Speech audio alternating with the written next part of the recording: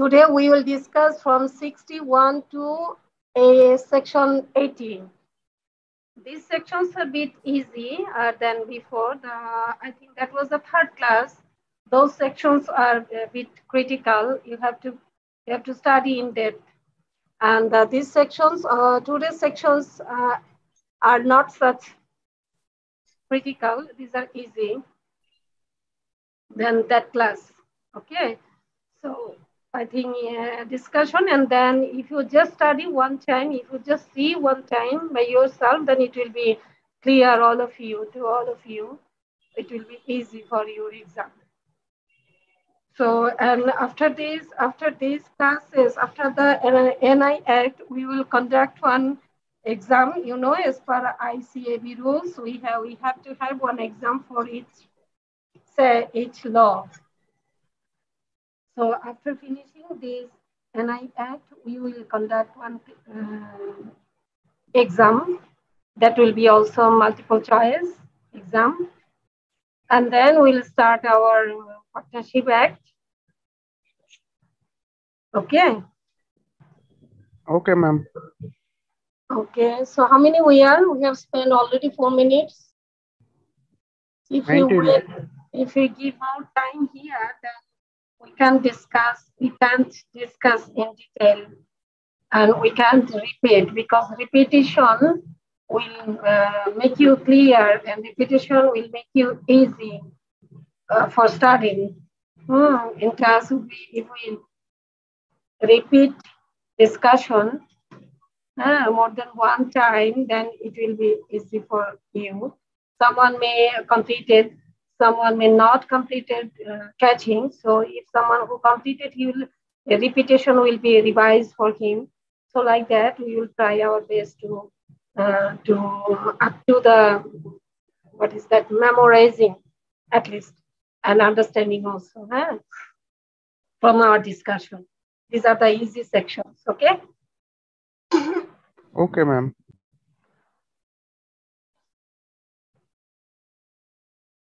Okay, we should start now. What do you say, Captain? We should start our basic discussion.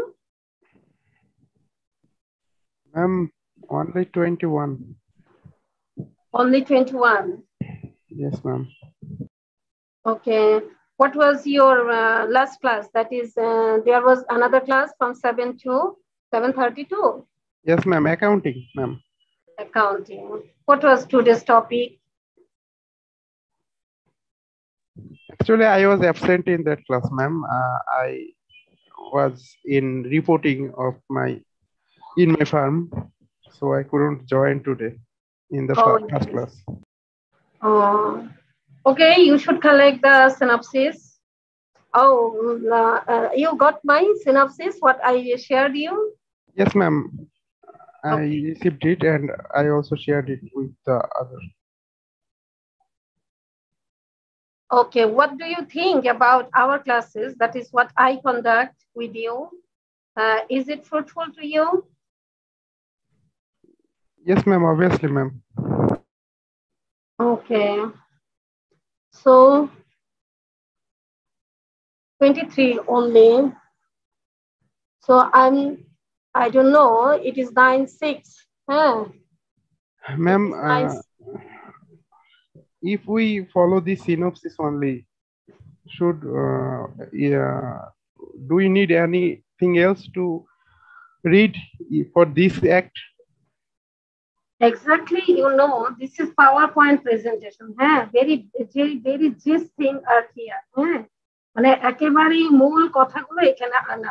আপনাকে যেটা করতে হবে, Shannon মিত্রের বইটা পাশে রেখে পড়লে আপনার জন্য যেটা বুঝতে একটু অসুবিধা হলো, একটা এক্সাম্পল সহ দেখলাম, because every sections we couldn't add here example because this is PowerPoint, very short. Presentation means in short. So আপনি এটা পড়লে আপনি ভালো একটা, এটাকে কি বলা যেতে পারে, মানে ফ্রম ডিসকাশনের সাথে সাথে যদি পড়ে যান, then I think you can complete about 80%. So for the rest of this, you have to take one other book. Shannon Mitra can be that one. Okay, ma'am. Thank you. Shannon Mitra, and also other book I follow, বিচারপতি সিদ্দিকুর রহমান মিয়া, হস্তান্তরযোগ্য দলিল আইন, বিচারপতি সিদ্দিকুর রহমান মিয়া. Bangla and English version also is here, and sections are you will get one by one up to the end. But Shannon Mitra problem is their sections are not as per the number. So এটা একটু problem হয়, কিন্তু ওইটা রাইটিংটা খুবই easy. Shannon Mitra এটা তো হলো basic লটা কি তারা বাংলায় করেছে, বাংলায় এমন ভাবে লিখেছে যে অনেক সময় you will not understand the Bangla. মানে এই জন্য আপনাকে দুই একটা বই সাথে রাখা বেটার. Shannon Mitra হচ্ছে আপনার খুব ইজি, ইংলিশ রাইটারটা খুবই ইজি. আর একদম সেকশন বাই সেকশন যদি আপনি প্রত্যেকটা সেকশন আপনি ইজিলি পেতে চান, then you should follow other one book of our country like বিচারপতি Siddiqur Rahman Miah for NI Act. Okay, and একেবারে বেয়ার অ্যাক্ট যেটা আছে সেটাও আপনি দেখতে পারেন, অথবা আপনি বেয়ার অ্যাক্ট পার্টনারশিপ যেটা আমরা পড়াবো সেটার জন্য বেয়ার অ্যাক্টটা দেখতে পারেন, এরকম হতে পারে. Shannon Mitra's সুবিধা হলো যে আপনি ল্যাঙ্গুয়েজটা খুবই ইজি, এটা আন্ডারস্ট্যান্ডেবল, কিন্তু ওখানে আপনি খুব ইজি আপনার এখনই সেকশন 80 পাওয়া দরকার.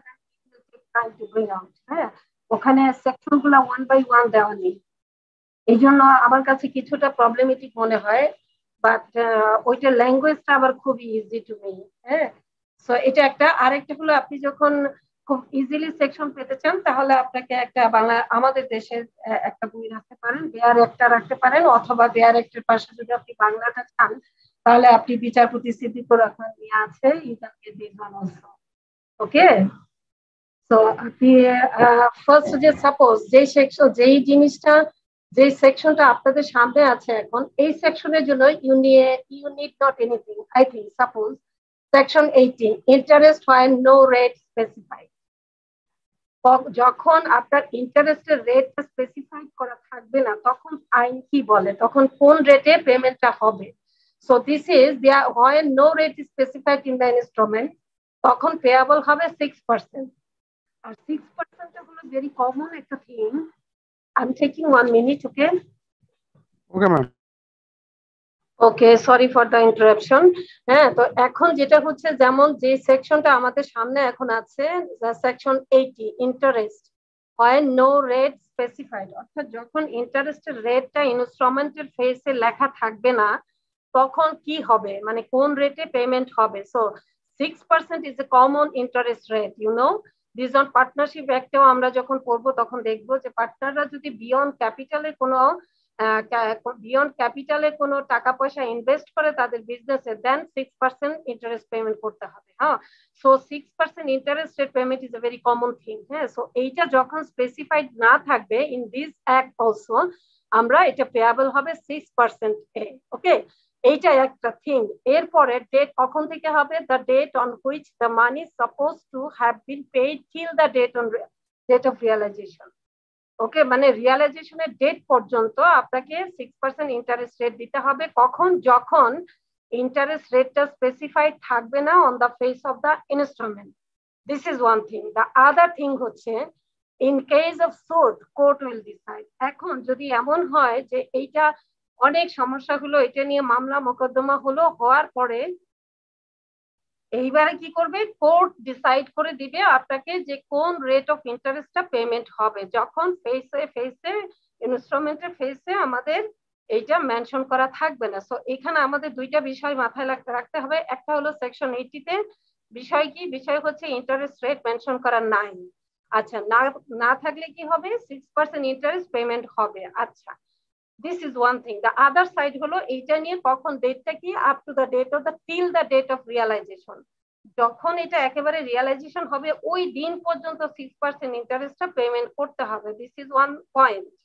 ওকে, দ্য আদার পয়েন্ট হলো কি, আদার পয়েন্ট হলো in case of suit court will decide. যখন এটা নিয়ে মামলা মোকদ্দমা হয়ে গেল তখন কিন্তু depends on the court.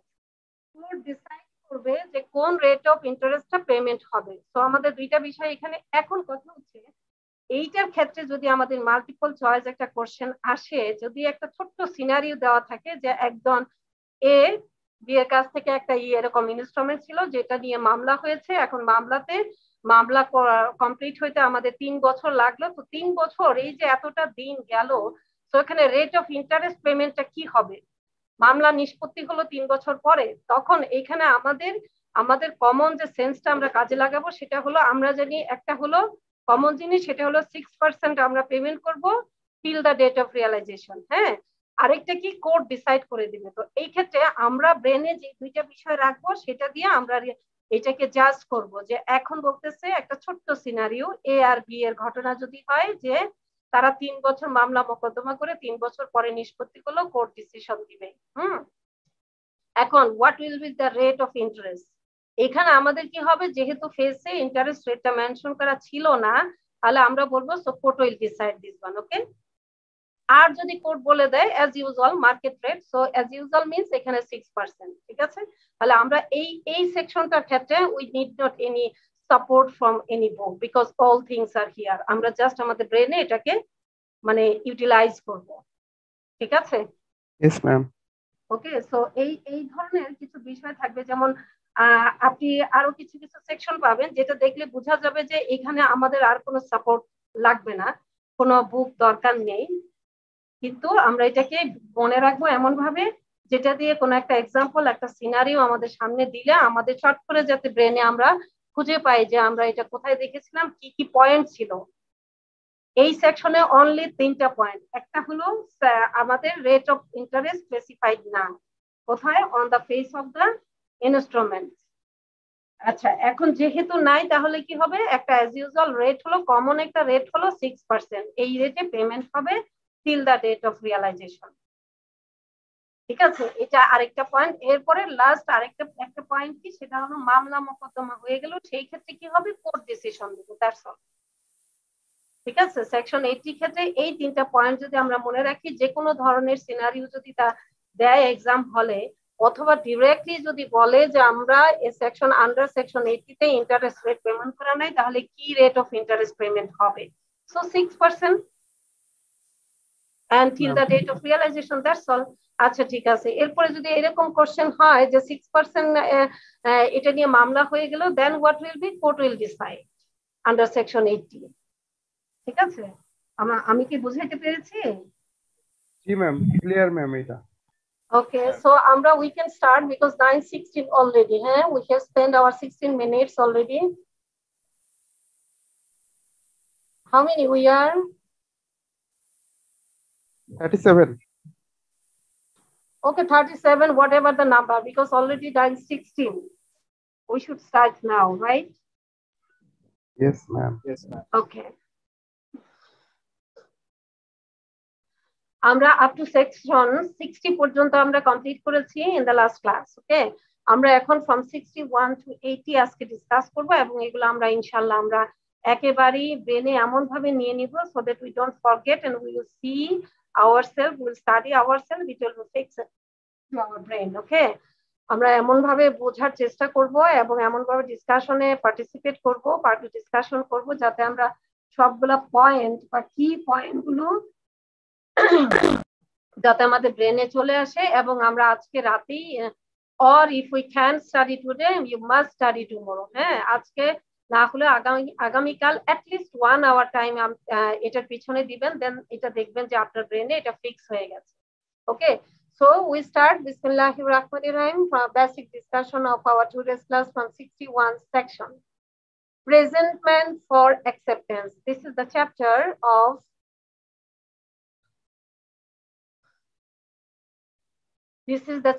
of NI Act। হ্যাঁ, প্রেজেন্টমেন্ট, প্রেজেন্টমেন্টের বাংলা কি আমরা জানি, প্রেজেন্টমেন্ট মানে হচ্ছে উপস্থাপন করা। হ্যাঁ, একেবারে পিওর বাংলা হচ্ছে উপস্থাপন করা। এখন উপস্থাপন আমরা কি জন্য করব? উপস্থাপন করতে পারি আমরা অ্যাকসেপ্টেন্সের জন্য, উপস্থাপন করতে পারি আমরা পেমেন্টের জন্য। ঠিক আছে, সো আমরা এখন প্রেজেন্টমেন্ট করব, অ্যাক্টিভ প্রেজেন্টমেন্ট করব, এবং কি কি ভাবে প্রেজেন্ট করা যায়, কোথায় কোথায় প্রেজেন্ট করা যায় ইত্যাদি। ঠিক আছে, সেকশন 61 প্রেজেন্টমেন্ট ফর অ্যাকসেপ্টেন্স, যেটা আমি একটু আগে বললাম যে অ্যাকসেপ্টেন্সের জন্য আমরা প্রেজেন্ট করতে হবে। প্রেজেন্ট করা মানে আমি উপস্থাপন করা, সিম্পল কথা, আমি যদি উপস্থাপন করা, আমাকে আপনি একটা চেক দিলেন, তো চেকটা নিয়ে যদি আমি বাসায় বসে থাকি, it will be any result? Is there any will there be any result? No. আমাকে চেকটা নিয়ে উপস্থাপন করতে হবে। কোথায় করতে হবে? প্লেস করতে হবে। আমরা অনেক সময় প্লেস করা বলি, এটা বেশি কমন ওয়ার্ড। আমরা কোথায় নিয়ে যাব? ব্যাংকে প্লেস করব, নিয়ে ব্যাংক আমাকে টাকাটা দিবে। তো আমি যদি প্লেস না করি, so what will be the result? Place না করলে nobody is liable for that, ঠিক আছে? সো আমরা এখন এই যে প্লেস করব বা উপস্থাপন করব বা প্রেজেন্টমেন্ট করব, এটা কি কি কারণে হতে পারে? ফার্স্ট, সেকশন 61 বলছে প্রেজেন্টমেন্ট ফর অ্যাকসেপ্টেন্স। এখন কথা হচ্ছে অ্যাকসেপ্টেন্স কিসের জন্য প্রয়োজন হয়? Note, bill or cheque, which one is applicable? Acceptance. আমরা কি বুঝতে পারি? Bill and cheque ma'am. Okay, আমরা ফার্স্ট আসি। বিলের জন্য অ্যাকসেপ্টেন্সটা ওইভাবে, আপনার চেকের জন্য অ্যাকসেপ্টেন্সটা ওইভাবে দরকার নেই। কারণ হচ্ছে আমরা যদি সরাসরি ব্যাংকে নিয়ে যাই, হ্যাঁ, তখন ওরা টাকাটা চেকটাকে আপনার বিভিন্ন ডিফারেন্ট অ্যাঙ্গেল, তাদের কিছু ফিক্স আছে, তারা এগুলো চেক করবে, চেক করে অ্যাভেলেবল অ্যামাউন্ট যদি অ্যাকাউন্টে থাকে, টাকাটা সাথে সাথে দিয়ে দিবে। সো ওরা তো অ্যাকসেপ্টেন্স না, আসলে ওরা তো দিতে লায়াবল একেবারে। হ্যাঁ, ব্যাংক। কি বলছেন প্লিজ? ম্যাম বলছি ব্যাংক তো দিতে লায়াবল একেবারে, অ্যাকসেপ্টেন্স তো এখানে। হ্যাঁ হ্যাঁ হ্যাঁ, সো ব্যাংকের জন্য এটা, আপনার চেকের জন্য এই সেকশনটা ইজ নট অ্যাপ্লিকেবল। আপনি দেখেন যে রেড কালার করা আছে বিল, সুতরাং this is for bill only. Bill only. আচ্ছা, সো আমরা একটু পরে দেখি সেকশন কি বলে। Where a bill is required to be accepted, মানে যেখানে বিলটা প্রয়োজন হলো অ্যাকসেপ্টেড করানোর প্রয়োজন, but the holder does not present it for acceptance within due time. Holder section, কত section? Holder 8 ma'am. 8, section 8 is holder, যে হোল্ড করতে, পজিশনটা হোল্ড করছে, সে কি করলো? এটা প্রেজেন্ট করলো না অ্যাকসেপ্টেন্সের জন্য উইদিন ডিউ টাইমে। No party to the bill is liable for making such default. এই যে একটা ডিফল্ট করলো, এটার জন্য কেউ লায়াবল না, থাকবে না। ওকে, দ্যাটস, এই সেকশনে তেমন কোনো কিছু নাই, শুধু মনে রাখলেই হবে হোল্ডার প্রেজেন্ট করলো না, বিলটা অবশ্যই, যে বিলটা অ্যাকসেপ্টেন্সের জন্য উপস্থাপন করতে হবে, অ্যাকসেপ্টেন্স করাতে হবে, কিন্তু হোল্ডার এটাকে প্রেজেন্ট করলো না অ্যাকসেপ্টেন্সের জন্য, কখন? উইদিন ডিউ টাইমে। ডিউ টাইমে এটা অ্যাকসেপ্টেন্সের জন্য প্রেজেন্ট করলো না, তাহলে কি হবে? রেজাল্টটা কি? No party to the bill is liable. রেজাল্টটা হলো এই বিলের জন্য কেউ লায়াবল থাকবে না। Okay, for making such default. এটা তো ওয়ান কাইন্ড অফ ডিফল্ট। আপনাকে আমি বিল দিলাম, আপনি এটা নিয়ে যাবেন, আপনি তো পেই, আপনি ড্রয়ের কাছে যাবেন, এটা অ্যাকসেপ্টেন্স করাবেন, অ্যাকসেপ্টেন্স করানোর পরে তো পেমেন্টের ইস্যুটা আসবে। সো এখন অ্যাকসেপ্টেন্সই করালেন না, আপনি তো নিয়েই গেলেন না, তো এটা কেউ লায়াবল থাকবে না এর জন্য। দ্যাটস অল, ঠিক আছে? সো এখন আমরা সেকশন 62 দেখব, প্রেজেন্টমেন্ট অফ নোট ফর সাইট। আমাদের সেকশন 61 ছিল ফর দ্য বিল অনলি। কিসের জন্য? 61 প্রেজেন্টমেন্ট ফর অ্যাকসেপ্টেন্স। আমরা জানি bill is required to be accepted, আমরা জানি। So section 61 deals with bill of acceptance. Okay, section 62 deals with note। 62টা deal করে নোটকে। আচ্ছা, নোটের ব্যাপারে কি বলছে আমরা একটু দেখে নেই। A note payable at a certain period after sight, হ্যাঁ, payable at a certain period after sight, ওই ধরনের যদি একটা নোট হয়, a bill must be presented to the maker। কার কাছে প্রেজেন্ট করবে? মেকারের কাছে, বাই দ্য পেই, কে যে টাকাটা পাবে। আর আমরা জানি নোটের ক্ষেত্রে কয়টা পার্টি? দুইটা ম্যাম। অনলি টু, একজন মেক করবে, আরেকজন পেই হবে। Okay, so within a reasonable time after it is made and in a business hour and in business day. একটা ভেরি কমন থিং আমরা জীবনে এখান থেকে, এই জিনিসগুলো সব অফিসিয়াল ব্যাপার, আমরা জানি এগুলো বিজনেসের ক্ষেত্রে বেশি ইউজ হয়, এটাও আমরা জানি, মানে ইনস্ট্রুমেন্টের কথা বলছি আমি। সো আমরা প্রেজেন্টমেন্ট করব, পেমেন্টের জন্য আমরা প্রেজেন্ট করতে পারি, অ্যাকসেপ্টেন্সের জন্য প্রেজেন্ট করতে পারি। সো এই জিনিসগুলা যখনই আপনার বলবে যে কখন প্রেজেন্ট করবেন, আমরা একটা commonly very in a gross sense আমরা জেনে নেই যে প্রেজেন্টমেন্টটা অবশ্যই অবশ্যই আপনার বিজনেস আওয়ারে হবে এবং বিজনেস ডেতে হবে। আপনি কোনো একটা ব্যাংকে গেলেন, আমরা কি এটা ফ্রাইডেতে সম্ভব? আমরা যদি চেক নিয়ে প্লেস করতে যাই, এটা কি ফ্রাইডে স্যাটারডে সম্ভব আমাদের দেশে? না ম্যাম, ওই দিন তো ব্যাংক বন্ধ। রাইট, সুতরাং এটা ভেরি কমন একটা থিং, আমরা জেনে নিব। ভেরি কমন থিংটা হলো অবশ্যই বিজনেস আওয়ার থাকবে এবং বিজনেস ডে থাকবে। আমরা বিজনেস আওয়ার কি মিন করি? বিজনেস আওয়ার হচ্ছে অফিস আওয়ার, বিজনেস ডে হচ্ছে যখন অফিস খোলা থাকে, তাই না? তো এই জিনিসগুলো আমরা অবশ্যই মানে ভেরি কমনলি আমরা এটা বুঝে নিব যে in a business hour and in business day. আচ্ছা, in default of such presentment, ওই যে আমরা এতক্ষণ ধরে বলছিলাম বিজনেস আওয়ারে যাবে, বিজনেস ডেতে যাবে, রিজনেবল টাইমে যাবে। তো in default of such presentment no party is liable for making such default. মানে এই যে ডিফল্ট করলো এর জন্য কেউ লায়েবল থাকবে না। আমরা দেখতে পাচ্ছি একটা কন্টিনিউশন আছে সেকশন 61 62 তে। 61 হচ্ছে বিলের জন্য, 62 হচ্ছে নোটের জন্য। কিন্তু আপনি দেখেন শেষের দিকে একটা বিষয় খুবই মানে এটাকে কি বলে, আমরা এরকম কম্পেয়ার করে করে যদি পড়ি তাহলে আমাদের বেশি মনে থাকবে।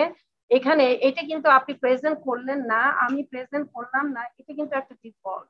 তো এই ডিফল্টের জন্য কোনো পার্টি লায়েবল হবে না। যদি এমন একটা সিনারিও দেওয়া থাকে কোশ্চেনে যে বলা হচ্ছে কোশ্চেনে এ লায়েবল, আপনার অ্যান্সার কি হবে?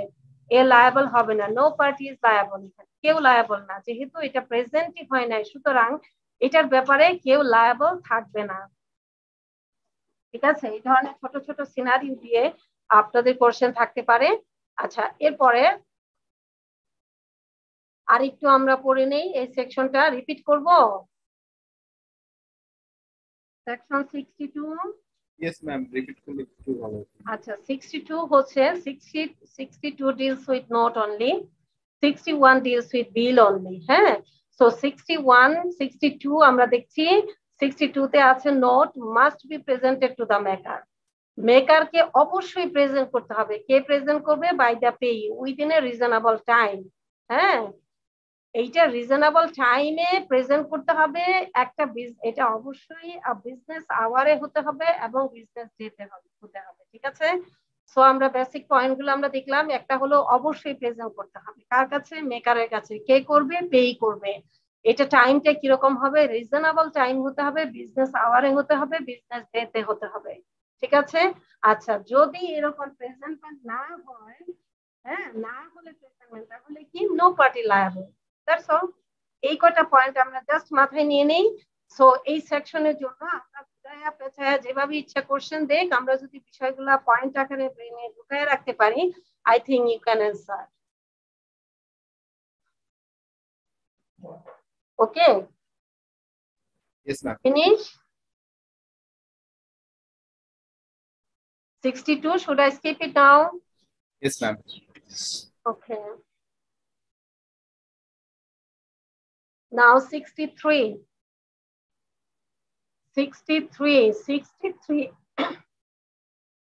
63 হচ্ছে draw is time for deliberation।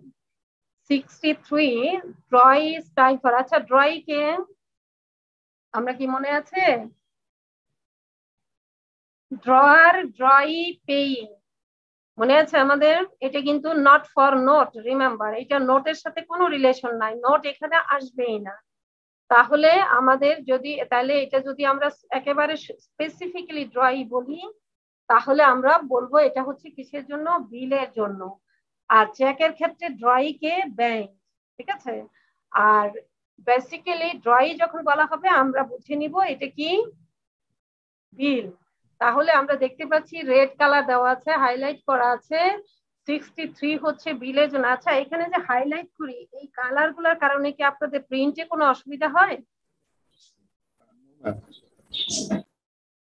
না ম্যাম। না, একজন কেউ কোথাও আমাকে বলেছিল, ও এটা ব্যাংকে বলেছিল, ব্যাংক এশিয়াতে, যে কালার দিলে ওটা প্রিন্টিং এ ভালো আসে না। ব্ল্যাক এন্ড হোয়াইট দিলে একটু ঝামেলা করে ওই যে ইয়াগুলো আর কি, সাইডে যে হচ্ছে কালারটা থাকে, আদারওয়াইজ ঠিক আছে না। আচ্ছা, ঠিক আছে। আচ্ছা, এখন আমরা সেকশন 63 পড়ছি, ড্রয়িং টাইম ফর ডেলিভারেশন আমরা পড়ব। The holder must allow drawing. আচ্ছা, the holder must allow drawing, আমরা জানি section 8 deals with the holder must allow the drawing. কাকে ড্রয়িং কে অ্যালাউ করবে? 48 hours, 48 hours exclusive of public holiday. Remember, যদি এটা 48 আওয়ার কনসিডার করেন, এর মাঝখানে যদি আপনার পাবলিক হলিডে পড়ে যায়, এটা অবশ্যই বাদ দিতে হবে। হ্যাঁ, also required by the drawee of a bill presented him for acceptance to consider whether he will accept it or not. এখন কথা হচ্ছে, সোজা বাংলা কথায় আমরা যদি বলি যে একটা বিল, হ্যাঁ, ড্রয়ার ড্র করলো, পেইকে দিল, পেই বা ড্রয়ের কাছে যাবে কিসের জন্য? ফার্স্ট অ্যাকসেপ্টেন্সের জন্য। তো আমরা এগুলাকে বড় একটা বিজনেস এর ট্রানজাকশন হিসেবে যদি কনসিডার করি, তাহলে আমরা দেখবো সাপোজ 1 crore, হ্যাঁ, যদি অ্যামাউন্ট হয় 1 কোটি টাকার একটা ট্রানজাকশনের ক্ষেত্রে যদি কোনো বিল হয়, তাহলে এটা কিন্তু বিরাট একটা ব্যাপার। এটা হলো ড্রয়ার ড্র করলো, মেক করলো, মেকার বা ড্রয়ার, ওকে, মেক করে এটা পেই কি দিল। এইবার পেই কার কাছে যাবে? ড্রয়ের কাছে, যে টাকাটা দিবে। এখন তার কাছে যাবে, যে যেতে হলে আবার এটা কি করতে হবে? অ্যাকসেপ্টেন্স করাইতে হবে। আগে তো সে বলবে যে হ্যাঁ আমি 1 কোটি টাকা দিতে রাজি আছি, ঠিক আছে, এগ্রি করতে তো হবে। এখন এই এগ্রি যে করবে, এগ্রি করার জন্য তাকে কতটুকু টাইম দিতে হবে? সে, আপনি তার কাছে নিয়ে গেলেন, নিয়ে তাকে বললেন যে এই যে আমাকে বিল দিয়েছে অমুক পার্টি, আপনার সাথে এরকম ট্রানজেকশন, 1 কোটি টাকা আমাকে দিবেন। এটা ফেসে সবকিছু লেখা থাকবে, অ্যাড্রেস, অ্যামাউন্ট, আমরা জানি specified person, specific amount, etcetera, everything, stamp থাকবে, সিগনেচার থাকবে, everything there, okay. So everything will be there. So এখন 1 কোটি টাকার একটা ব্যাপার, সে তো তাকে তো আপনি এক কথায় গিয়ে সে রাজি হয়ে যাবে না, তার ব্যাপার সাথে তার অনেক কিছু চেক করতে পারে, তার ক্রস চেক করতে হতে পারে, তাই না? তো যাই হোক, এখন কথা হচ্ছে, আর এটা তো টাকার ব্যাপার, এখন সে টাকাটা একটা যে নির্দিষ্ট টাইম দেওয়া আছে, এই টাইমে দিতে পারবে কিনা। সুতরাং তাকে এই সবকিছু, মানে সে কনসিডার, দেখেন শেষে লেখা আছে two consider whether he will accept it or not. সুতরাং সে, তাকে কি করতে হবে? 48 আওয়ার্স টাইম দিতে হবে। এখন এই 48 আওয়ার্স এর মধ্যে যদি 48 আওয়ার্স কয়দিন হয়? 2 দিন, তাই না? জি ম্যাম।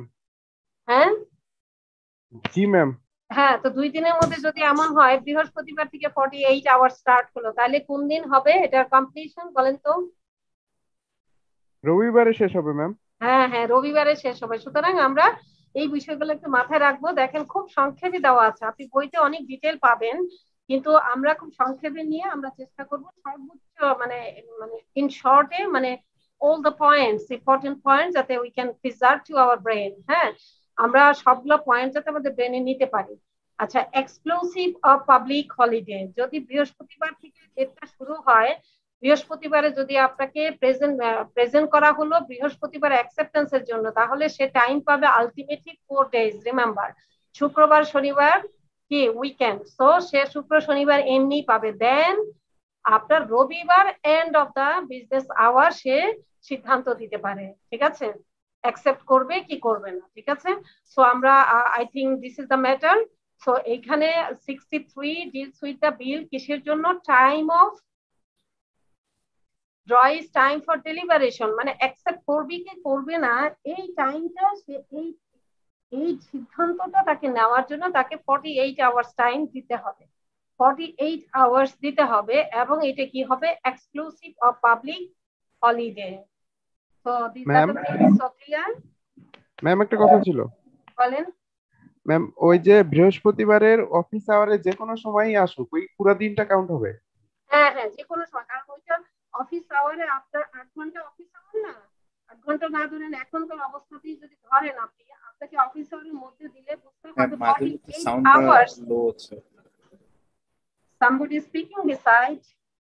ম্যাম আপনার সাউন্ডটা লো হয়ে যাচ্ছে মাঝে মাঝে, এটা বলছে। ও আচ্ছা, সাউন্ড লো। এখন কি ঠিক আছে? Yes ma'am. আচ্ছা, তো এখন হচ্ছে যে 48 আওয়ার্স, এখানে 48 আওয়ার্স মিন করেছে এখানে আপনার বিজনেস আওয়ারে দিলে আপনাকে ধরা হবে এটা কমপ্লিট আপনার ডে, ঠিক আছে? জি ম্যাম, বুঝতে পেরেছি। হ্যাঁ, so that's Singh here. So 63 আমরা কমপ্লিট করলাম রাইট নাও। এখন 64।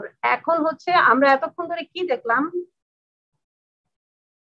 আমরা দেখেছিলাম ফার্স্ট হচ্ছে অ্যাকসেপ্টেন্সের জন্য বিলের, ঠিক আছে, প্রেজেন্ট করব। আবার দেখেন 62 ডিল করেছে নোটকে, এখন আবার 63 বলতেছে এই যে আমরা যে 61 এ প্রেজেন্ট করলাম এটার জন্য 48 আওয়ার্স টাইম দিব এবং এটা এক্সক্লুসিভ বা পাবলিক হলিডে, ঠিক আছে? এখন আমরা এতক্ষণ আমরা অ্যাকসেপ্টেন্স করলাম, অ্যাকসেপ্টেন্স করানোর জন্য টাইম কতটুকু লাগবে সেটা দেখলাম। এখন আমরা প্রেজেন্টমেন্ট ফর পেমেন্ট, আমরা বলেছিলাম প্রেজেন্টেশন, প্রেজেন্টমেন্ট বা উপস্থাপন, প্লেস করা, উপস্থাপন করা, প্রেজেন্টমেন্ট করা, এগুলো আমরা অ্যাকসেপ্টেন্সের জন্য করব এবং পেমেন্টের জন্য করব। তো এখন আমরা যেটা দেখছি প্রেজেন্টমেন্ট ফর পেমেন্ট আসছে আমাদের সামনে।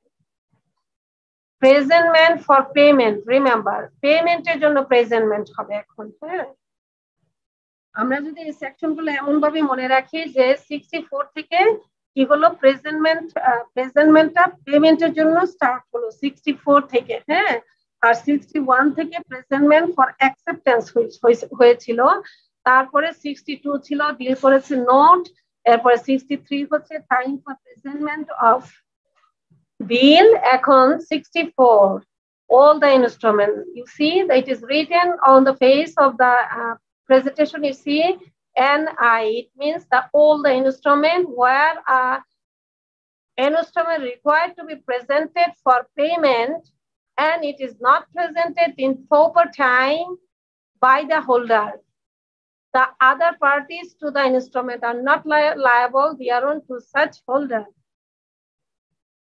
সিম্পল কথা, যেটা আগে এক্সাম্পল হিসেবে বলেছিলাম, আপনি আমাকে চেক দিয়েছেন, আমি চেকটা নিয়ে ঘরে বসে আছি, সো নাথিং উইল বি, আপনি এর জন্য লায়াবল থাকবেন না।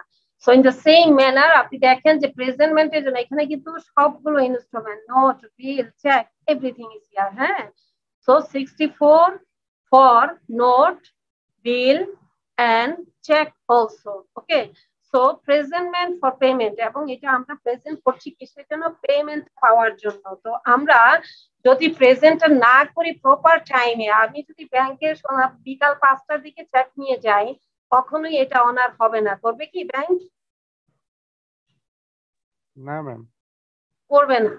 সো প্রেজেন্টমেন্ট করতে হবে পেমেন্টের জন্য in proper time by the holder. যদি the other parties to the instrument are not liable thereon to such holder if it is not presented. পেমেন্টের জন্য প্রেজেন্ট করব, তো আমি প্রপার টাইমে, ওই যে বিজনেস আওয়ার বললাম, বিজনেস ডে বললাম, এগুলো আমাদের ব্রেনে থাকবে সব সময়। বিজনেস আওয়ার, বিজনেস ডে, এগুলো আমাদের ব্রেনে থাকতে হবে, that is in proper time, ঠিক আছে? প্রপার টাইমে যদি আমি প্রেজেন্ট না করি তাহলে কি হবে? এটার জন্য নোবডি বা no party liable to the holder, ঠিক আছে? So 64 finish. Okay. এখন আরো স্পেসিফিক্যালি আমরা জেনে নেই, আমরা ইন দা গ্রসলি আমরা জেনেছিলাম বিজনেস আওয়ার, এই টাইম প্রপার টাইম মানে বিজনেস আওয়ার হবে, বিজনেস ডে হবে। হ্যাঁ, এখন আমরা 65 বলছে আওয়ার্স ফর প্রেজেন্টমেন্ট। প্রেজেন্টমেন্টের জন্য কোন সময়টাকে আমরা বেছে নিব? Presentment for payment must be made during the usual business hours and within banking hours in case of bank. Very simple thing. একটা সিনারিও যদি দেওয়া থাকে যে একটা ইনস্ট্রুমেন্ট পেমেন্টের জন্য প্রেজেন্ট করা হবে সকাল 8টায়, এখন কি 9টা থেকে অফিস, 8টা থেকে 9টা। 9টা, 8টা যদি এমন একটা সিনারিও থাকে যে 8:55 মিনিটে প্রেজেন্ট করছে, আপনি কি বলবেন? এটা কি প্রপার টাইম হলো? নো ম্যাম, প্রপার টাইম না ম্যাম। হলো না, because it is not in business hours. ঠিক আছে, বিজনেস আওয়ার স্টার্ট হয় সকাল 9টা থেকে। আচ্ছা, তো আমরা ভেরি সিম্পল থিং, এই সেকশন গুলো বেসিক্যালি খুবই ইজি। আমরা একটু জাস্ট আজকে ডিসকাশনের পরে একবার দেখলেই ইনশাল্লাহ আপনাদের পুরো হয়ে যাবে, আর কোনো মানে এরপর আর খুব বেশি করতে হবে না। আচ্ছা, 65 hours for present for payment must be made, অবশ্যই করতে হবে during the usual business hours. Usual বলা হয়েছে আমাদের দেশে যে অফিসটা ব্যাংকিং আওয়ার, অফিস আওয়ার, আপনি বিজনেস আওয়ারে যাবেন, হ্যাঁ, এটাকেই মিন করা হয়েছে within banking hours in case of bank. That's all. So 65 makes sense? Yes, ma'am. Okay. Now 66 আমরা এখন পড়বো 66। Presentment for payment of instrument payable after date or site. Presentment for payment of instrument payable after date or site. A note or bill, একটা note বা বিল payable at a specified period after the date or site thereof, must be presented for payment at maturity. ঠিক আছে, অর্থাৎ এটা হচ্ছে ডেটটা after date or sight, after ডেটের পরে পেয়াবল যে ডেটটা থাকবে সেই ডেটের পরে এটা আপনি যখন স্পেসিফিক, মোট কথা হলো specified period after date, specified period after date or sight must be presented for payment at maturity. আমরা ম্যাচুরিটিতে এটা পেমেন্ট প্রেজেন্ট করব। পেমেন্টের জন্য অবশ্যই ম্যাচুরিটিতে, this is only the common thing, যে আমরা ম্যাচুরিটির আগে তো কখনোই আপনার পেমেন্টের ইস্যুটা আসেই না। ম্যাচুরিটি হওয়ার পরেই আমরা এটা কি করব, প্রেজেন্ট করব পেমেন্টের জন্য। এটা কি হলো, বিল এবং নোট দুইটা ক্ষেত্রেই ম্যাচুরিটি ডেটে আমাদের যেতে হবে। You can present it before the maturity date. Okay, so 66 presentment for payment of instrument payable after date or site. এইটা কথা হলো যখন বিল made payable at a specified period.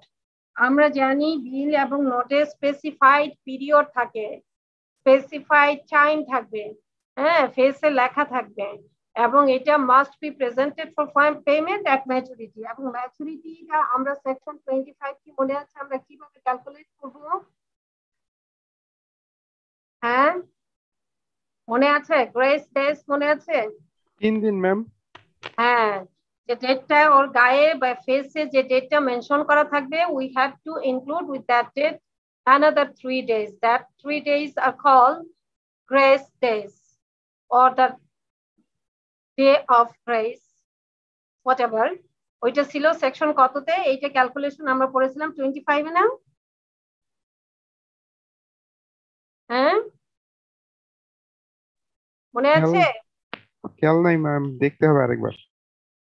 আমরা দেখে নিব ইনশাআল্লাহ, একটু মাঝে মাঝে দেখলে মনে থাকবে।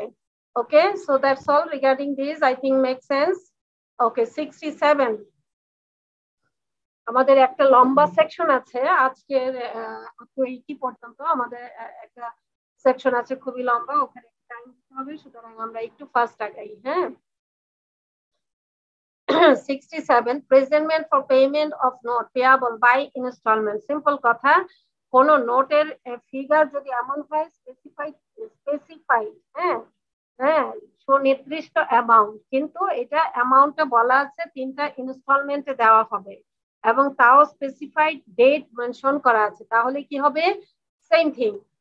A note payable by installment must be presented for payment on the 3rd day after the date fixed for payment of each installment. মানে ইনস্টলমেন্টেরও তো ডেট আছে, তো ওই ডেটের সাথে আমরা কি করব, ওই যে গ্রেস ডেজটা অ্যাড করে 3rd day after the date fixed। বুঝা গেল? এখানে 3rd day কেন বলা হয়েছে? 3rd day কেন বলা হয়েছে? প্রত্যেক হ্যাঁ, হ্যালো, নোট বা বিলের যে ডেটটা থাকবে তারপর হচ্ছে গ্রেস ডেজ যে 3 দিন সেইটা। হ্যাঁ, ওই 3rd ডে বলা হয়েছে গ্রেস ডেজ এর কারণে।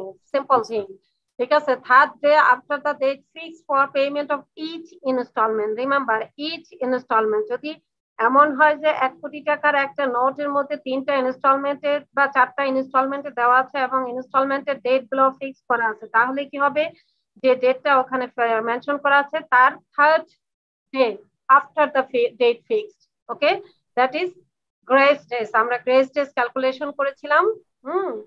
সেক্ষেত্রে এই কি সেকশন গুলো আছে 20 থেকে 25 এরকম, এই জায়গাগুলো আপনারা এগুলো পাবেন। ঠিক আছে, তো আমরা জানি গ্রেস ডেজ কিভাবে ক্যালকুলেশন করতে হয়, এবং এইটা non payment on such presentment was the same effect as non payment of a note of maturity. মানে ম্যাচুরিটিতে পরের যে লাইনটা আছে, পরের যে প্যারাটা আছে, এখানে যেটা বলা হয়েছে সেটা হচ্ছে ম্যাচুরিটি ডেতে যখন কোনো বিল পেমেন্ট হবে না, যে ইফেক্টটা হয় সেম ইফেক্ট হবে ওই যে ইনস্টলমেন্ট গুলা যদি পেমেন্ট না করে, সেম ইফেক্ট হবে ওই ইনস্টলমেন্ট গুলার ক্ষেত্রেও। দ্যাটস থিং, ওকে।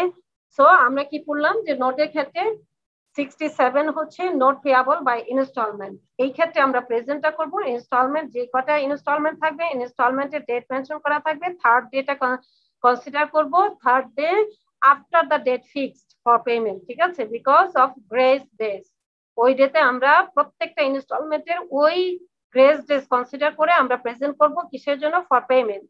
ঠিক আছে, that's all. 67, okay, 68 presentment for payment of instrument payable at specified place and not elsewhere.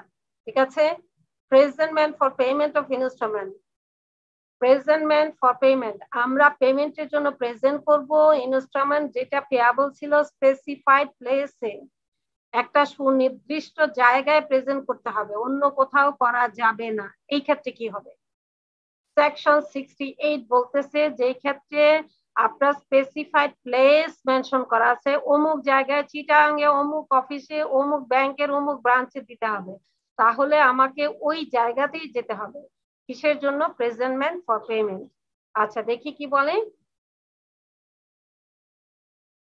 এই 68 কিন্তু applicable for all the instrument, okay? So an image drawn or accepted payable at a specified place and not elsewhere must, in order to charge any party there, to be presented for payment at that place. Simple কথা হচ্ছে এই প্লেসটা ওই ইনস্ট্রুমেন্টের গায়ে লেখা আছে, ফেসে লেখা আছে, we have to place it there, we have to present it there, that's all. ঠিক আছে, অন্য কোথাও প্রেজেন্ট করলে হবে না, অন্য কোথাও প্রেজেন্ট করা যাবে না। ওখানে খুবই একেবারে ডেফিনেট করে প্লেস বলা আছে, অমুক বিজনেস আওয়ারে তো অবশ্যই যাব, আমরা জানি, ভেরি কমন থিং। এরপরে প্লেসটা মেনশন করা আছে, অফিসের অ্যাড্রেস দেওয়া আছে, আমরা ওই অফিসেই যাব। That's all. সেকশন 68 বলে এটা। ঠিক আছে, ফিনিশ, মেক সেন্স? এখানে তো হচ্ছে লোকেশনটা হচ্ছে ইয়ে করতেছে, তাই না? হ্যাঁ হ্যাঁ, লোকেশন মানে প্লেস অফ প্রেজেন্টমেন্ট, স্পেসিফাইড প্লেস মানে ফেসে, ইনস্ট্রুমেন্টের ফেসে বলা আছে আপনি কোন জায়গায় এটা প্রেজেন্ট করবেন ফর পেমেন্ট, তাহলে আমাকে ওই জায়গাটা, ওই অ্যাড্রেসটাতেই আমাকে যেতে হবে, ওই স্পেসিফাইড অফিসেই আমাকে যেতে হবে। অবশ্যই আমরা বিজনেস আওয়ারে যাব, স্পেসিফাইড প্লেস মানে এই না আমি রাত 12টায় নিয়ে যাব নোট, হ্যাঁ, অফিস আওয়ারের বাইরে সন্ধ্যা 6টায় গেলেও হবে না, আপনাকে অফিস আওয়ারের মধ্যে যেতে হবে। এখন ম্যাম পেই আর ড্রই যদি একমত হয় যে বাইরে কোনো জায়গায় থেকে নিবে তাহলে? হ্যাঁ হ্যাঁ, ম্যাম পেই আর ড্রই যদি কথা বলে নেয় নিজেদের মধ্যে যে না এখানে দ্যাট না ইজ আমি ডিফারেন্ট থিং, সেটা তো ম্যাটার অফ আন্ডারস্ট্যান্ডিং, সেটা তো লতে আসবে না। ওকে ম্যাম, ঠিক আছে। সেটা তো সে পেই যদি বলে দেয়, পেই আর ড্রই, ড্রই যদি বলে দেয় যে পেই যদি বলে ভাই তোমার টাকাটা মাফ করে দিচ্ছি, টাকাই নিব না, তাহলে তো আরো ভালো। জি ম্যাম, বুঝছি। এগুলো তো ম্যাটার অফ আন্ডারস্ট্যান্ডিং বা নেগোসিয়েশন। হ্যাঁ, ঠিক আছে। সো 68 গেল, নাও 69 এ যাব আমরা। 69 ইনস্ট্রুমেন্ট পেয়াবল এট স্পেসিফাইড প্লেস।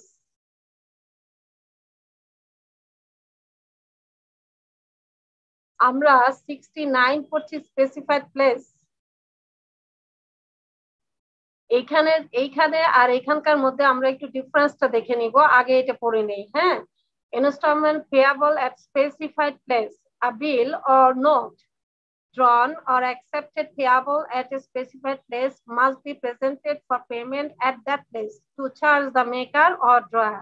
আমরা বুঝতে পারলাম এই সেকশনটা 69 হচ্ছে বিল এবং নোটের জন্য। স্পেসিফাইড প্লেস বলা আছে, আমরা ওখানেই প্রেজেন্ট করব চার্জ করার জন্য বা পেমেন্ট পাওয়ার জন্য। ঠিক আছে, এটা হলো 69 বলছে। সো 68 কি বলছে, এই পার্থক্যটা আমরা একটু ধরে নেই। আচ্ছা, এখানে কিন্তু NI made, drawn, accepted, payable at a specified place and not elsewhere must, in order to charge any party, be presented for payment at that place. দুইটা বেসিক্যালি খুবই কাছাকাছি ব্যাপার, কিন্তু এইখানে একটু বলা আছে কি একটু লেস লাগানো, specified place and not elsewhere. ঠিক আছে, এটা অন্য কোথাও হবেই না, এবং এইটা applicable for all the instrument. এটা হলো 68। আমরা পার্থক্যটা একটু দেখে নেই। 69 বলছে বিল এবং নোটের ক্ষেত্রে, এবং যে প্লেসটা বলা আছে সিম্পল ভাবে আমরা সেই প্লেসে এটা প্রেজেন্ট করব। ঠিক আছে, তো আমরা কি পার্থক্যটা পেয়েছি এখানে? 68 বলছে specified place and not elsewhere. Specified place এবং অন্য কোথাও হবে না, অন্য কোথাও হবে না, এই এই এই লাইনটুকু যোগ করা আছে, এই অংশটুকু যোগ করা আছে 68 এ। এখন 69 নরমালি বলছে specified place. So specified place এটা কিসের জন্য? বিল এবং নোটের জন্য। সো আমরা যেখানে প্লেসটা মেনশন করা আছে আমরা সেই প্লেসে গিয়ে এটা প্রেজেন্ট করব কার কাছে? To the maker or drawer. ঠিক আছে, to charge the maker or drawer. আচ্ছা, এখন দেখি আমরা 68 69 দেখলাম, খুব কাছাকাছি ব্যাপার। আচ্ছা, 70 কি বলে? প্রেজেন্টমেন্ট where no exclusive place specified. প্রেজেন্টমেন্টটা হবে কোথায় হবে? যখন কোনো স্পেসিফাইড প্লেস নাই, তখন কোথায় আমরা এটা প্রেজেন্ট করব? ঠিক আছে, আমরা স্পেসিফাইড প্লেস মেনশন করা নাই, তখন এটা আমরা কোথায় প্রেজেন্ট করব? ঠিক আছে, 70 deals with that one. Note or bill, এটা হচ্ছে কিসের জন্য? নোট এবং বিলের জন্য। Not payable as mentioned in section 68 69. দেখেছেন, মানে 70 বলতেছে যেটা অ্যাপ্লিকেবল না, 68 69 কোনোটাই পড়ে না, কোনোটাই অ্যাপ্লিকেবল না, তাহলে কি হবে? Must be presented for payment in the business place or at usual residence of the maker, drawee or acceptor as the case may be. অর্থাৎ 68 69 এই দুইটা কভার করে না, তখন আমরা কি করব? ফার্স্ট আমরা যাব তার বিজনেস প্লেসে, সেখানে না গেলে at usual residence of the maker। ঠিক আছে, 68 69 এবং 70 আমরা তিনটা পরপর পড়ে আমরা পার্থক্যগুলো একটু ড্র করব, পার্থক্যগুলো নিজেদের মধ্যে লাইন আপ করে। হ্যাঁ, একটু রিপিট করলে ভালো হতো। সবগুলো হ্যালো, ইয়েস ম্যাম, একটু যদি রিপিট করতেন, সবগুলো গুলাই ফেলতেছিলাম। না, এটা এখন মনে হবে কি সবগুলাই ফেলছেন, কিন্তু আপনি যখন গিয়ে আবার নিজে পড়বেন তখন এখন গোলায় ফেলছেন এই কারণে বিকজ এগুলো খুবই কাছাকাছি, মানে এত কাছাকাছি যে মনে হয় যেন এইগুলো সব একই, এরকম মনে হচ্ছে না? Yes ma'am.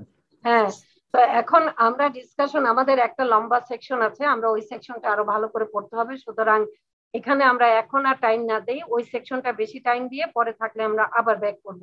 আর ম্যাটার যেটা সেটা হলো আমরা যেহেতু ফ্রেশ, মানে আপনারা যারা আছেন আমরা তো এটা আগে পড়িনি, হ্যাঁ, সুতরাং খুব কাছাকাছি মনে হবে। এই মনে করেন 19.5 20 একেবারেই, বা 19.99 20। সো এইটা, এই যে পার্থক্যটা ড্র করতে গেলে, পার্থক্যটার মধ্যে লাইন আপ করতে গেলে তো তখন আমাকে একটু নিজে পড়তে হবে, তখন ওইটা দেখবেন মাথায় চলে আসবে।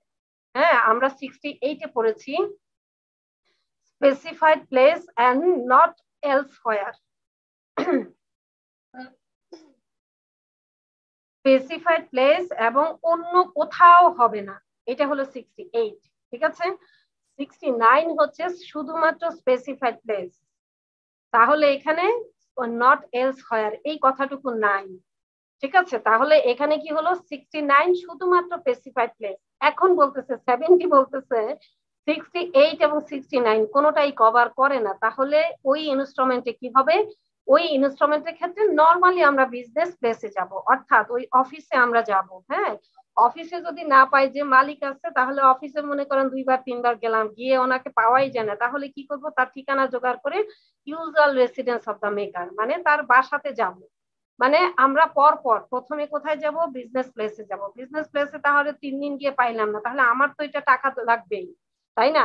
তাহলে usual residence of the maker, তার কাছে চলে যাব, তার ইউজুয়াল যে রেসিডেন্সটা সেখানে যাব। এইটা বলতেছে 70। এখন কি ক্লিয়ার হয়েছে? Yes ma'am, clear. আমরা একটু নিজে পড়ে নিব, নিজে যখন পড়ে নিব পুরাই ক্লিয়ার হয়ে যাবে ইনশাআল্লাহ। আচ্ছা, এখন 71 বলতেছে presentment when maker has no known place of business or residence. আমরা 68 পড়ছি, 68 পড়েছি স্পেসিফাইড প্লেস নট এলসওয়্যার, 69 পড়েছি শুধুমাত্র স্পেসিফাইড প্লেস, 70 পড়েছি 68 আর 69 কভার করে না। তখন আমরা সাধারণভাবে তার বিজনেস প্লেসে যাব, না হলে এরপরে না পাইলে তার বাসাতে যাব। ঠিক আছে, এখন বলতেছে প্রেজেন্টমেন্ট যেখানে তার নোন প্লেস অফ বিজনেস এবং রেসিডেন্স কোনোটাই জানা নেই, তার অফিসের ঠিকানা, তার বাসার ঠিকানা কোনোটাই কোনোভাবে খুঁজে পাওয়া যাচ্ছে না, তাহলে 71 বলতেছে, কি বলতেছে, if the maker drawer acceptor of installment has no known place of business or fixed residence and no place is specified in the instrument for presentment, for acceptance or payment, such presentment may be made at person wherever he can be found. Simple কথা হচ্ছে, যখন 68, 69, 70 কোনোটাই পাচ্ছি না, cover করা যাচ্ছে না, 71-এ কি করবেন, এইবার ওই লোকেরা যেখানে পাবেন আপনি সেখানেই তাকে ধরবেন। সিম্পল কথা, ঠিক আছে? at person wherever he can be found, at person ব্যক্তিগতভাবে তাকে যেখানে পাওয়া যাবে, আপনি সেখানে রাস্তায় দাঁড়ায় থাকবেন। আপনি যদি জানেন যে এদিক দিয়ে এই লোকটা প্রতিদিন সকালে কোথাও যায়, কোনোভাবে জানলেন, তাহলে রাস্তায় গিয়ে দাঁড়ায় থাকবেন, তাকে ওখানেই ধরবেন। বোঝা গেল?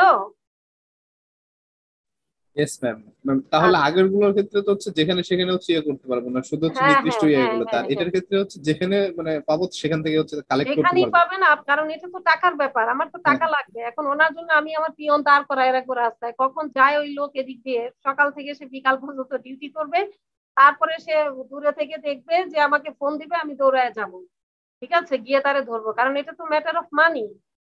ঠিক আছে, মানে সিম্পল ভাবে এই কথাগুলো বলার কারণ হচ্ছে আমরা যাতে মনে রাখতে পারি। ঠিক আছে, 71 যেখানে পাবেন সেখানে, at person wherever he can be found. ঠিক আছে, মাঝখানে ডিটেল বলা আছে, কি বলা আছে, তার প্লেস জানা নাই, তার বিজনেস প্লেস জানা নাই, ফিক্সড কোনো রেসিডেন্স জানা নাই, কোনো প্লেস ওখানে স্পেসিফাইড করা নাই প্লেসের ইনস্টলমেন্টের ফেসে। সুতরাং আমরা কোথায় যাব, আমাদের তো টাকার ব্যাপার এটা। So at person wherever he can be found, at person তাহলে যেখানেই পাই সেখানেই ধরবো। Finish? Make sense? Yes ma'am. Okay good. আমাদের একটা লম্বা সেকশন আছে হ্যাঁ সামনে, আমরা এগুলো ইন শর্ট চলে যাই। 72 very easy, presentment of cheque to charge the drawer. আমরা জানি ড্রয়ার হচ্ছে ব্যাংকের চেকের ক্ষেত্রে ড্রয়ার কে, ব্যাংক। আমরা কি ব্যাংক। জানি, চেকের ক্ষেত্রে ড্রয়ার কে ব্যাংক। সুতরাং a check must be presented at the bank upon which it is drawn. এখন আমি আপনাকে চেক দিছি হলো সাউথ ইস্ট ব্যাংকের, কারণ আমার অ্যাকাউন্ট আছে সাউথ ইস্ট ব্যাংকে, আপনি সোনালী ব্যাংকে গেলে তো হবে না, রাইট? সিম্পল কথা, যেই ব্যাংকে আপনার চেক দিছে আপনি সেই ব্যাংকেই যাবেন। এবং এখানে বাকি কথাগুলো লেখা নাই, ওই কথাগুলো কিন্তু বইতে আছে। আপনি বিজনেস আওয়ারে যাবেন, বিজনেস ডেতে যাবেন, because this are very common thing, যেটা বিগিনিং এ আমরা বলে নিয়েছি। ওই লাইনগুলো মানে এক্সট্রা ওই কথাগুলো এখানে প্রত্যেকটা জায়গায় লেখা নাই। ঠিক আছে, আমরা বিজনেস আওয়ারে, বিজনেস ডেতে অবশ্যই ব্যাংকে যাব টাকা নিতে, দ্যাটস অল। 72 বলে। ওকে, 73 কি বলে, presentment of cheque to charge any other person. Presentment of cheque to charge any other person. Remember, আমরা জানি চেকের জন্য কোথায় যাই, আমরা সাধারণত ব্যাংকে যাব। তো এই ক্ষেত্রে কি বলতেছে, এটা কিন্তু শুধুমাত্র চেকের জন্য, শুধুমাত্র চেকের জন্য। 72, 73 শুধুমাত্র চেকের জন্য।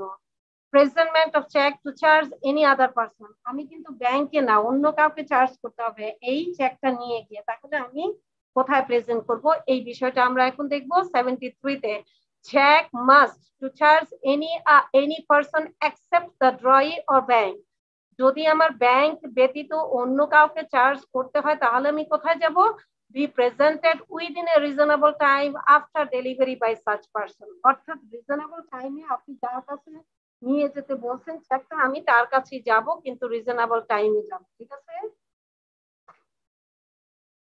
দ্যাটস অল ম্যাম 73 টা যদি একটু রিপিট করতেন ম্যাম সাউন্ডটা আচ্ছা আমরা তো জানি কমনলি যে আমরা জানি নরমালি আমরা ব্যাংকে যাই চেক নিয়ে রাইট এখন ব্যাংকের বাইরে আমি আপনাকে একটা চেক দিলাম আমি আপনাকে বললাম যে চেকে আপনার ব্যাংকটা অনেক দূরে আমি বললাম যে ঠিক আছে যান আমার বোনের কাছে যান উনি এই টাকাটা দিয়ে দিবেন চেকটা রেখে তা আপনি আমার বোনের কাছে যাবেন কিভাবে যাবেন অবশ্যই একটা ইউজুয়াল টাইমে যাবেন মানুষ রাত 2টার সময় গেলে তো দরজাই খুলবে না তাই না তো দিস আর দ্য ম্যাটার আর কিছু না মানে রিজনেবল টাইমে তার কাছে প্রেজেন্ট করবেন ঠিক আছে জি ম্যাম ওকে এটা হলো 73 বলছে এখন আমরা 74 যাই 75 আমাদের 76 টা লম্বা সেকশন আমাদের ওই সেকশনে একটু টাইম বেশি লাগবে হ্যাঁ সুতরাং 74 এ যাই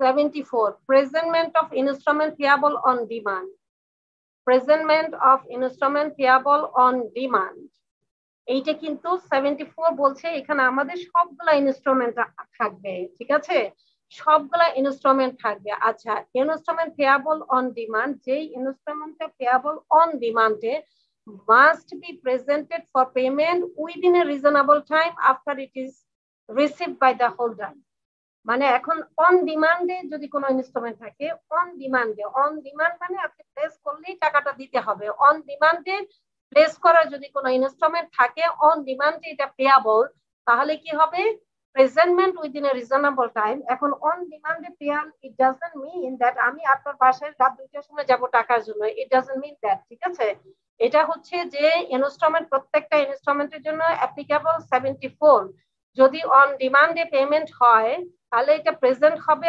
অবশ্যই প্রেজেন্ট হবে ফর পেমেন্টের জন্য উইদিন এ রিজনেবল টাইম আমরা জাস্ট এই কথাটা মনে রাখবো এই সেকশনগুলো এক্স্যাক্টলি খুব ইজি এবং এগুলা হচ্ছে কিছু কমন জিনিস আছে যেটা আমরা মনে রাখবো রিজনেবল টাইম মানে হচ্ছে বিজনেস টাইম বা বিজনেস আওয়ার বিজনেস ডে এবং আমরা এক্সক্লুসিভ অফ বিজনেস ডে হবে এই যে 48 আওয়ার্স ক্যালকুলেশনের জন্য আমরা এই কমনলি গ্রসলি কিছু জিনিস আমরা মাথায় নিয়ে রাখবো হ্যাঁ ঠিক আছে তো এইটা 74 জাস্ট এই কথাটাই বলছে রিজনেবল টাইমে আমরা প্রেজেন্ট করব ঠিক আছে 75 কি বলছে presentment by or to agent এখন কথা হচ্ছে representative of deceased or assignee of insolvent এখন কথা হচ্ছে আমি প্রেজেন্ট করব কার কাছে এজেন্টের কাছে অথবা এজেন্টের মাধ্যমে মৃত ব্যক্তির ডিসিজড পারসনের রিপ্রেজেন্টেটিভের কাছে অথবা ইনসলভেন্ট পারসনের ক্ষেত্রে ইনসলভেন্টের ক্ষেত্রে কি হয় অ্যাসাইনি অফিশিয়াল অ্যাসাইনি বা রিসিভার যাকে বলে কোর্ট যাকে করে দেয় আচ্ছা ঠিক আছে presentment for acceptance or payment may be made to the duly authorized agent of the drawee maker acceptor as the case may be or where the drawee maker or acceptor has died to his legal representative to where he has been declared as insolvent to his assignee এই সেকশনটা একটু পেঁচানো কিন্তু এখানে পেঁচানো না বিষয়টা হলো এজেন্টের কাছে হলে আমরা এজেন্টের কাছে যাব আর রিপ্রেজেন্টেটিভ ডিসিজ পারসন মৃত ব্যক্তির রিপ্রেজেন্টেটিভ হলে তার কাছে যাব আর অফিশিয়াল অ্যাসাইনি বা ইনসলভেন্টের ক্ষেত্রে কি হবে তার অ্যাসাইনির কাছে যাব এইটা হলো কথা মানে তিনটা এই পয়েন্ট আছে এখানে payment by or to agent payment by or to অর্থাৎ পেমেন্ট বাই এজেন্ট অথবা পেমেন্ট টু এজেন্ট আচ্ছা payment by representative of deceased person or payment to representative of deceased person again payment by assignee of insolvent or payment to assignee of insolvent আমরা কি বুঝতে পারছি যে কি বলতে চাচ্ছি আমরা বলতে চাচ্ছি যে এজেন্টকে যদি আমি প্রেজেন্ট করতে চাই বা এজেন্ট যদি আমার কাছে প্রেজেন্ট করে মৃত ব্যক্তির রিপ্রেজেন্টেটিভ আমাকে দিতে পারে প্রেজেন্ট করতে পারে বা আমি তার কাছে প্রেজেন্ট করতে পারি বুঝা গেছে মানে ভাইস ভার্সা ঠিক আছে হ্যালো ইয়েস ম্যাম ওকে আবার ইনসলভেন্টের ক্ষেত্রে কি অ্যাসাইনি আমাকে দিতে পারে বা আমি তাকে দিতে পারি। দেখেন ফার্স্ট বলা আছে প্রেজেন্টমেন্ট বাই ও টু, এই কথাটা বলার জন্য বারবার বলা হচ্ছে। এখন দেখে নেই presentment for acceptance or payment. Presentment for acceptance or payment may be made to duly authorised, অবশ্যই এজেন্ট আপনার লিগাল এজেন্ট হতে হবে। এজেন্ট কিভাবে হয় কোন অ্যাক্টে বলেন তো? কন্ট্রাক্ট অ্যাক্টে আছে, শেষের দিকে দেখবেন এজেন্ট। কন্ট্রাক্ট অ্যাক্ট কি পড়েছি আমরা? হ্যালো, পড়তেছি ম্যাম, এখন ম্যাম পড়তেছি, হ্যাঁ আমরা পড়তেছি ম্যাম। আচ্ছা, কন্ট্রাক্ট অ্যাক্ট কি সেলিম স্যার পড়ান? জি ম্যাম। আচ্ছা, তো অসুবিধা নেই, ওখানে আমরা পাবো। শেষের দিকে এজেন্ট, এজেন্ট কে নিয়োগ করতে পারে, কিভাবে করবে, দেন এজেন্টের কি রেসপন্সিবিলিটি আছে, সাব এজেন্ট নিয়োগ করা যেতে পারে, etcetera etcetera many things. So ওখানে আমরা বুঝে নিব এজেন্টটা কি। এখন কথা হচ্ছে প্রেজেন্ট করব, প্রেজেন্টমেন্ট ফর অ্যাক্সেস। যদি আমরা এজেন্টের কাছে যেতে হয়, যদি রিপ্রেজেন্টেটিভ অফ ডিসিজ পারসনের রিপ্রেজেন্টেটিভ কাছে যেতে হয়, অথবা অ্যাসাইনির কাছে যদি যেতে হয়, তখন আমরা কি করব? মোট কথা হচ্ছে payment for acceptance or payment may be made to the duly authorised, অথবা এজেন্টটা কি হবে? ডিউলি অথরাইজড হতে হবে। ঠিক আছে? In case of as the case may be or where the drawing maker acceptor has died, যদি আমার মেকার অ্যাকসেপ্টর যদি মৃত ব্যক্তি হয়, তাহলে কার কাছে যাব? তার লিগ্যাল রিপ্রেজেন্টেটিভ এর কাছে যাব। To where he has been declared as insolvent, যদি ওই ব্যক্তি ইনসলভেন্ট হয়ে যায়, তাহলে কার কাছে যাব? টু হিজ অ্যাসাইনির কাছে। সিম্পল কথা। এখানে কথা হচ্ছে, আমি আবার যদি মানে ইন এ নাটশেল যদি আমি ক্লিয়ারলি বলি, এজেন্ট হবে ডিউলি অথরাইজড, রিপ্রেজেন্টেটিভ হবে রিপ্রেজেন্টেটিভ অফ ডিসিজড পারসন বা মৃত ব্যক্তি। ঠিক আছে? যদি ওই লিগাল রিপ্রেজেন্টেটিভ হতে হবে, লিগাল হতে হবে কিন্তু, হ্যাঁ। আচ্ছা, আর যদি ওই লোক ইনসলভেন্ট হয়, তাহলে কার কাছে যাব? টু হিজ অ্যাসাইনির কাছে যাব। That's all regarding this 75। Okay,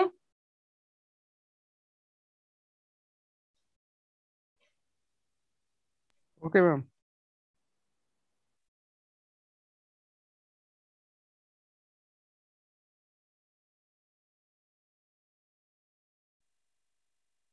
I should have some water. হ্যাঁ, I'm taking a minute. আমার একটু পানি দরকার, আমি একটু টাইম নিচ্ছি। Okay ma'am.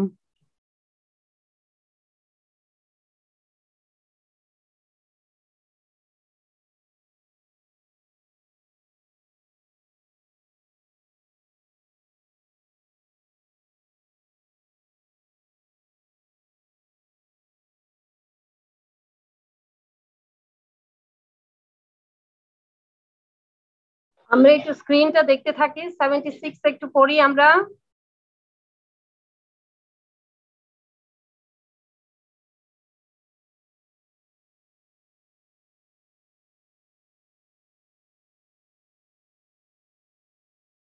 ঠিক আছে? জি ম্যাম, দেখছি ম্যাম। 76 আমরা একটু পড়ি।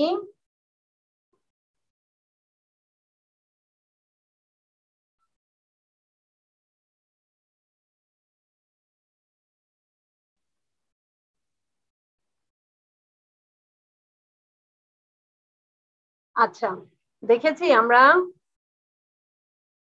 আচ্ছা, 76 when presentment unnecessary। এতক্ষণ আমরা দেখলাম যে প্রেজেন্টমেন্ট করলাম বিভিন্ন কারণে। কি কি কারণে?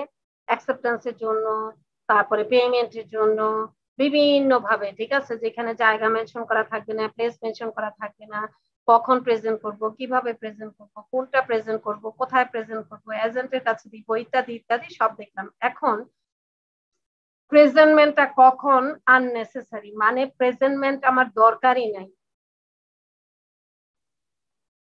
ঠিক আছে? প্রেজেন্টমেন্টটা আননেসেসারি হয়ে যাবে কখন? প্রেজেন্টমেন্টটা আননেসেসারি হয়ে যাবে। The presentment is unnecessary in the following cases. নিম্নলিখিত ক্ষেত্রগুলোতে প্রেজেন্টমেন্ট প্রয়োজন নাই। In each case the instrument is deem to be dishonour. অর্থাৎ প্রত্যেকটা ক্ষেত্রেই মনে হবে যে, ধরে নিতে হবে যে এটা dishonoured already at the due date for presentment. মানে আমরা প্রেজেন্টমেন্ট করা নিম্নলিখিত এই ক্ষেত্রগুলোতে প্রেজেন্টমেন্টের কোনো ব্যাপারই আসে না, এটা এমনি বোঝা যাচ্ছে যে এটা ডিসঅনার হয়ে যাবে। ঠিক আছে, তো এখন যদি আমি দেখতেই পাচ্ছি, আমি বুঝতেই পারছি যে প্রেজেন্টমেন্ট করলে ডিসঅনার হয়ে যাবে, তা আমার আমার প্রেজেন্ট করে এটা বোঝার দরকার কি, এমনি তো বুঝে গেছি ডিসঅনার। এই ক্ষেত্রগুলোতে আমরা কি করব, প্রেজেন্টমেন্ট না করে আমরা আননেসেসারি তার কাছে যাব না, আমরা ধরে নেব it is deem to be dishonour. ঠিক আছে, আচ্ছা এখন আমরা দেখি one by one. We have 10, আমাদের 10টা পয়েন্ট আছে এখানে, আমরা এগুলো খুব কেয়ারফুলি একটু জানবো। ঠিক আছে, এগুলা থেকে কোশ্চেন আসতে পারে।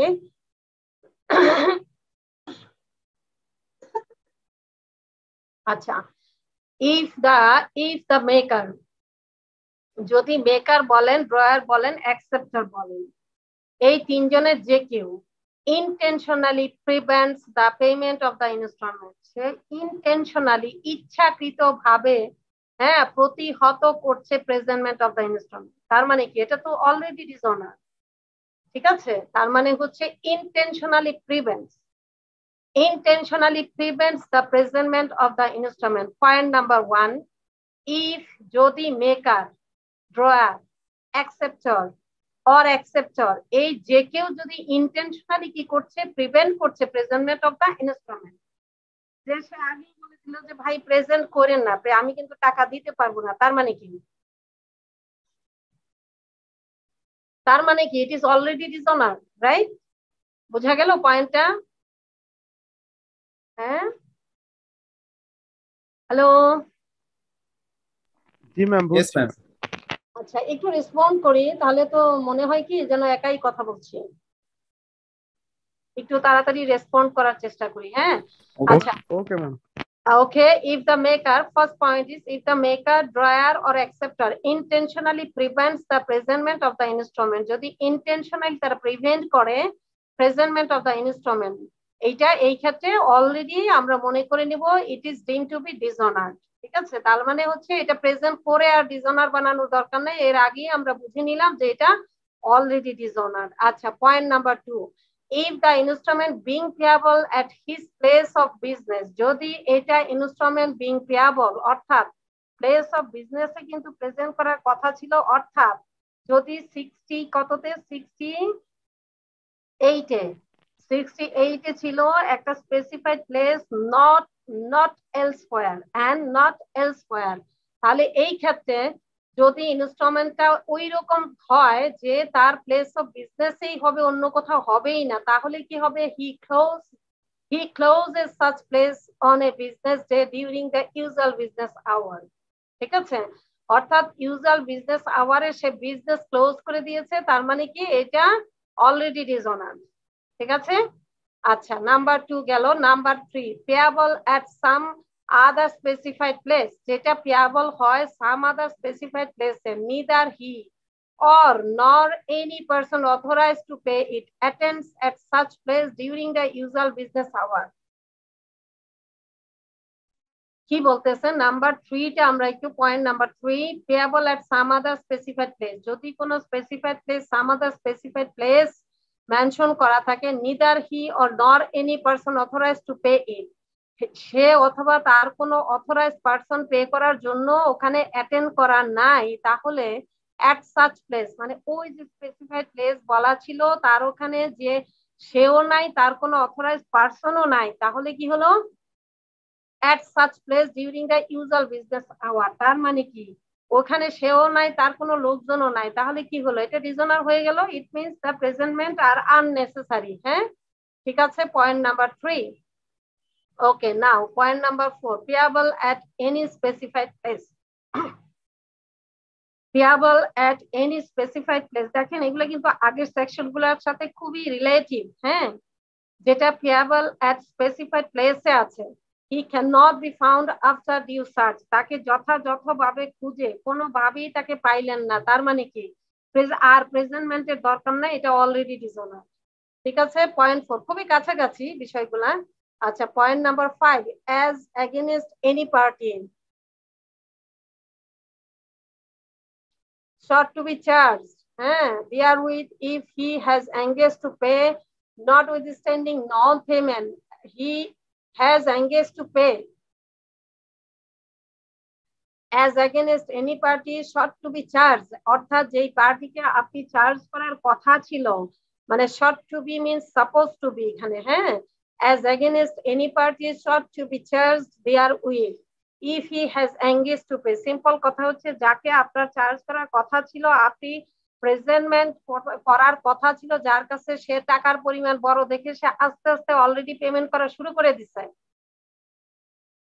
ঠিক আছে? তাহলে আর কিন্তু এটা তো আপনার হয়ে গেল এই ক্ষেত্রে against any party short to be charged therewith if he has engaged to pay notwithstanding non payment, যেটা সে engaged হয়ে গেছে to pay notwithstanding non payment supposed to be charged করার কথা ছিল, এই ক্ষেত্রেও এটা অলরেডি মানে স্টার্ট হয়েছে, কিন্তু স্টার্ট হলে কি হবে, এটা তো পার্টলি পেমেন্ট হচ্ছে, কিন্তু এটা ধরা হবে যে ডিসঅনার, ঠিক আছে? এখানে আর প্রেজেন্টমেন্টের ইস্যুটা আসবে না। আচ্ছা, number 6, as against any party if after maturity, remember after maturity, point number 6, as against any party if after maturity with knowledge that the installment has not been presented, he makes part payment on account on the amount due on the installment.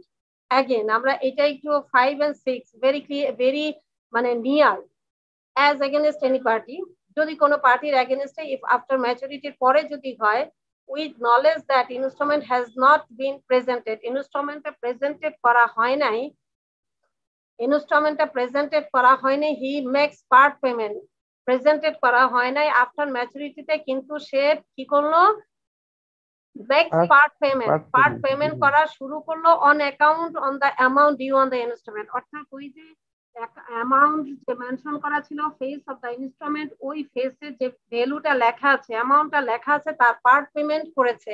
সুতরাং without প্রেজেন্টমেন্টে আপনার এটা কি হলো, সে part payment হলো, ঠিক আছে? সুতরাং এটাও আমরা কি করব, প্রেজেন্টমেন্ট আর এখানে আমাদের দরকার নাই। আচ্ছা, আবার মেকার বা drawee or bank promise to pay the amount due thereon in whole or part, অর্থাৎ আপনার মেকার বলেন, ড্রয়ি বলেন, ব্যাংক বলেন, আপনি যাওয়ার আগেই আপনাকে ফোন করে বলে দিল যে আপনি কিন্তু আজকে চেক, নোট, বিল এগুলো নিয়ে আইসেন না, যে কোনো একটা যদি হয়ে থাকে নিয়ে আইসেন না, তাহলে কি হবে, আমি কিন্তু এই যে কালকে সকালে টাকা দেওয়ার কথা ছিল আমি কিন্তু এই মাসে দিতে পারবো না, আগামী মাসের 1 তারিখে ইনশাল্লাহ দিয়ে দিব। ইট মিনস কি আমি এটা কি করলাম, প্রেজেন্ট করা আর দরকার নাই, আগামীকাল সকালে এটা অলরেডি ডিসঅনার, কিন্তু ডিসঅনার হয়েছে, কিন্তু এটা হলো একটা নেগোসিয়েশন হয়েছে, তারা আমাদেরকে একটা প্রমিস করেছে। তো আমরা কি পড়ছি, আমরা পড়ছি কখন প্রেজেন্টমেন্টের দরকার নাই, ঠিক আছে? আমরা কি পড়ছি, ম্যাম কখন প্রেজেন্টমেন্টের দরকার নাই বা মানে সে আমার কালকে প্রেজেন্ট করার কথা, তো সে আজকে রাতেই আমাকে ফোন দিচ্ছে যে ভাই কালকে আইসেন না, এটা টাকাটা আমি কিন্তু দিতে পারবো না ভাই, আমাকে কয়টা দিন সময় লাগবে। সো এটা আমি এগ্রি করলাম, সে খুব ভালোভাবে পোলাইটলি মানে উইথ অনার সে আমাকে মানে রিকোয়েস্ট করলো, সুতরাং আমি রিকোয়েস্টটা মেনে নিলাম, ইট মিনস আমার আর প্রেজেন্টমেন্টের দরকার নাই, ঠিক আছে? আচ্ছা, এখন যাই, বলেন। এখানে একটা কোশ্চেন ছিল, যদি হচ্ছে আমি মেনে নিলাম যে কোনো এখানে লিখিত কোনো ডকুমেন্ট বা কোনো কিছু ছাড়াই হচ্ছে আমি মেনে নিলাম যে উনি পরে দিবে, না না না, আপনার কথাটা বোঝা যাচ্ছে না, একটু আবার বলেন। ম্যাম আমি বলতেছিলাম যে হচ্ছে উনি যেহেতু বললো যে উনি 1 উইক লেটার এই টাকাটা হচ্ছে পে করবে, সেক্ষেত্রে আমি বললাম যে আচ্ছা ভাই ঠিক আছে আপনি পরে দেন, সমস্যা নাই।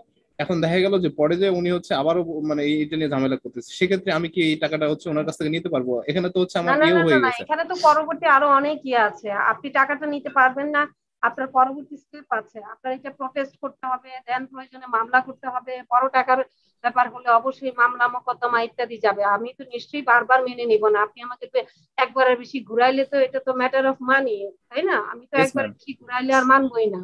না, এখানে আমি যেটা বলতে চাচ্ছিলাম যে এখানে তো হচ্ছে ফার্দার কোনো ডকুমেন্ট নাই যে হচ্ছে আমি ওনাকে চার্জ করতে পারবো। তখন আমাকে ডকুমেন্ট ক্রিয়েট করতে হবে, আমাকে প্রটেস্ট করতে হবে আন্ডার সেকশন 100। ওকে ওকে ম্যাম, ঠিক আছে, আমরা ওই সেকশনগুলো পরে পড়বো। আচ্ছা, এখানে কি হলো, কোথায় ছিলাম, নাম্বার 7, রাইট? সে কি করলো, প্রমিস করলো আমাকে যে আমি টাকাটা কালকে দিতে পারবো না, আমি আগামী মাসের 1 তারিখে দিব। আমি মেনে নিলাম, 1 তারিখে দিয়ে দিল, সো ফিনিশ, ঠিক আছে। যদি এমন হয়, কিন্তু আগামীকাল কি হলো, আমার প্রেজেন্টমেন্টটা আননেসেসারি। কি বুঝে আমরা কি পড়ছি, ল গুলা কিন্তু মাঝে মাঝে এমন হয় যে এতক্ষণ কি পড়তেছিলাম মনে হচ্ছে যেন মিল নাই। আসলে মিলটা খুঁজে বের করতে হয় কিভাবে। আমরা পড়ছি কি কখন প্রেজেন্টমেন্ট দরকার নাই, সে আমার সাথে আজকে ফোনে কথা বলছে, সুতরাং কালকে আর আমার প্রেজেন্টমেন্টের দরকার নাই। This is also one kind of dishonour. Dishonour তখনই বলবো যখন আগামী মাসের 1 তারিখে না দিবে, তখন তো আমি এবার আন্ডার সেকশন 100 প্রটেস্ট করব, নোটারি পাবলিকে যাব, প্রটেস্ট করব, তারপরে নোট করব, তারপরে আরো ব্যাপার আছে, এইবার ওটা নিয়ে মামলা করতে যাব, ইত্যাদি ইত্যাদি অনেক কিছু, ঠিক আছে। তো যদি 1 তারিখে দিয়ে দেয় তাহলে তো ওটা হয়েই গেল, ঠিক আছে। আমরা পড়ছি কি কখন আমাদের প্রেজেন্টমেন্টের দরকার নাই। সেকশন 76 আমরা পড়ছি প্রেজেন্টমেন্টের দরকার নাই, ঠিক আছে। জি ম্যাম। এখন নাম্বার 8, pay. আমরা বলছি কিন্তু pay এর কথা এবার। waives or ignores his right to take advantage of any default in presentment for payment, suit etc. in case of default. অর্থাৎ যে আপনার ওয়েভ করে দিচ্ছে, পেই এক্ষেত্রে যে টাকাটা পাবে সে এটা ওয়েভ করে দিল, মানে মাফ করে দিল, ইগনোর করলো his right to take advantage of any default.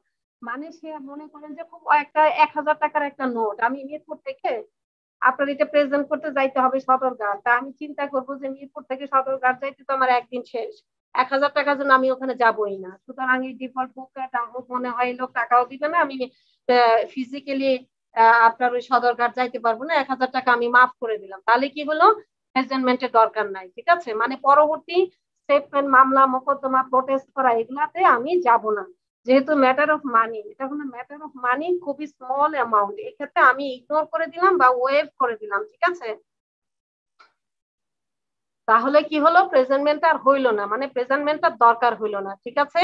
Number 9, as against the drawer or maker, if the drawer could not suffer damage from the want of such presentment.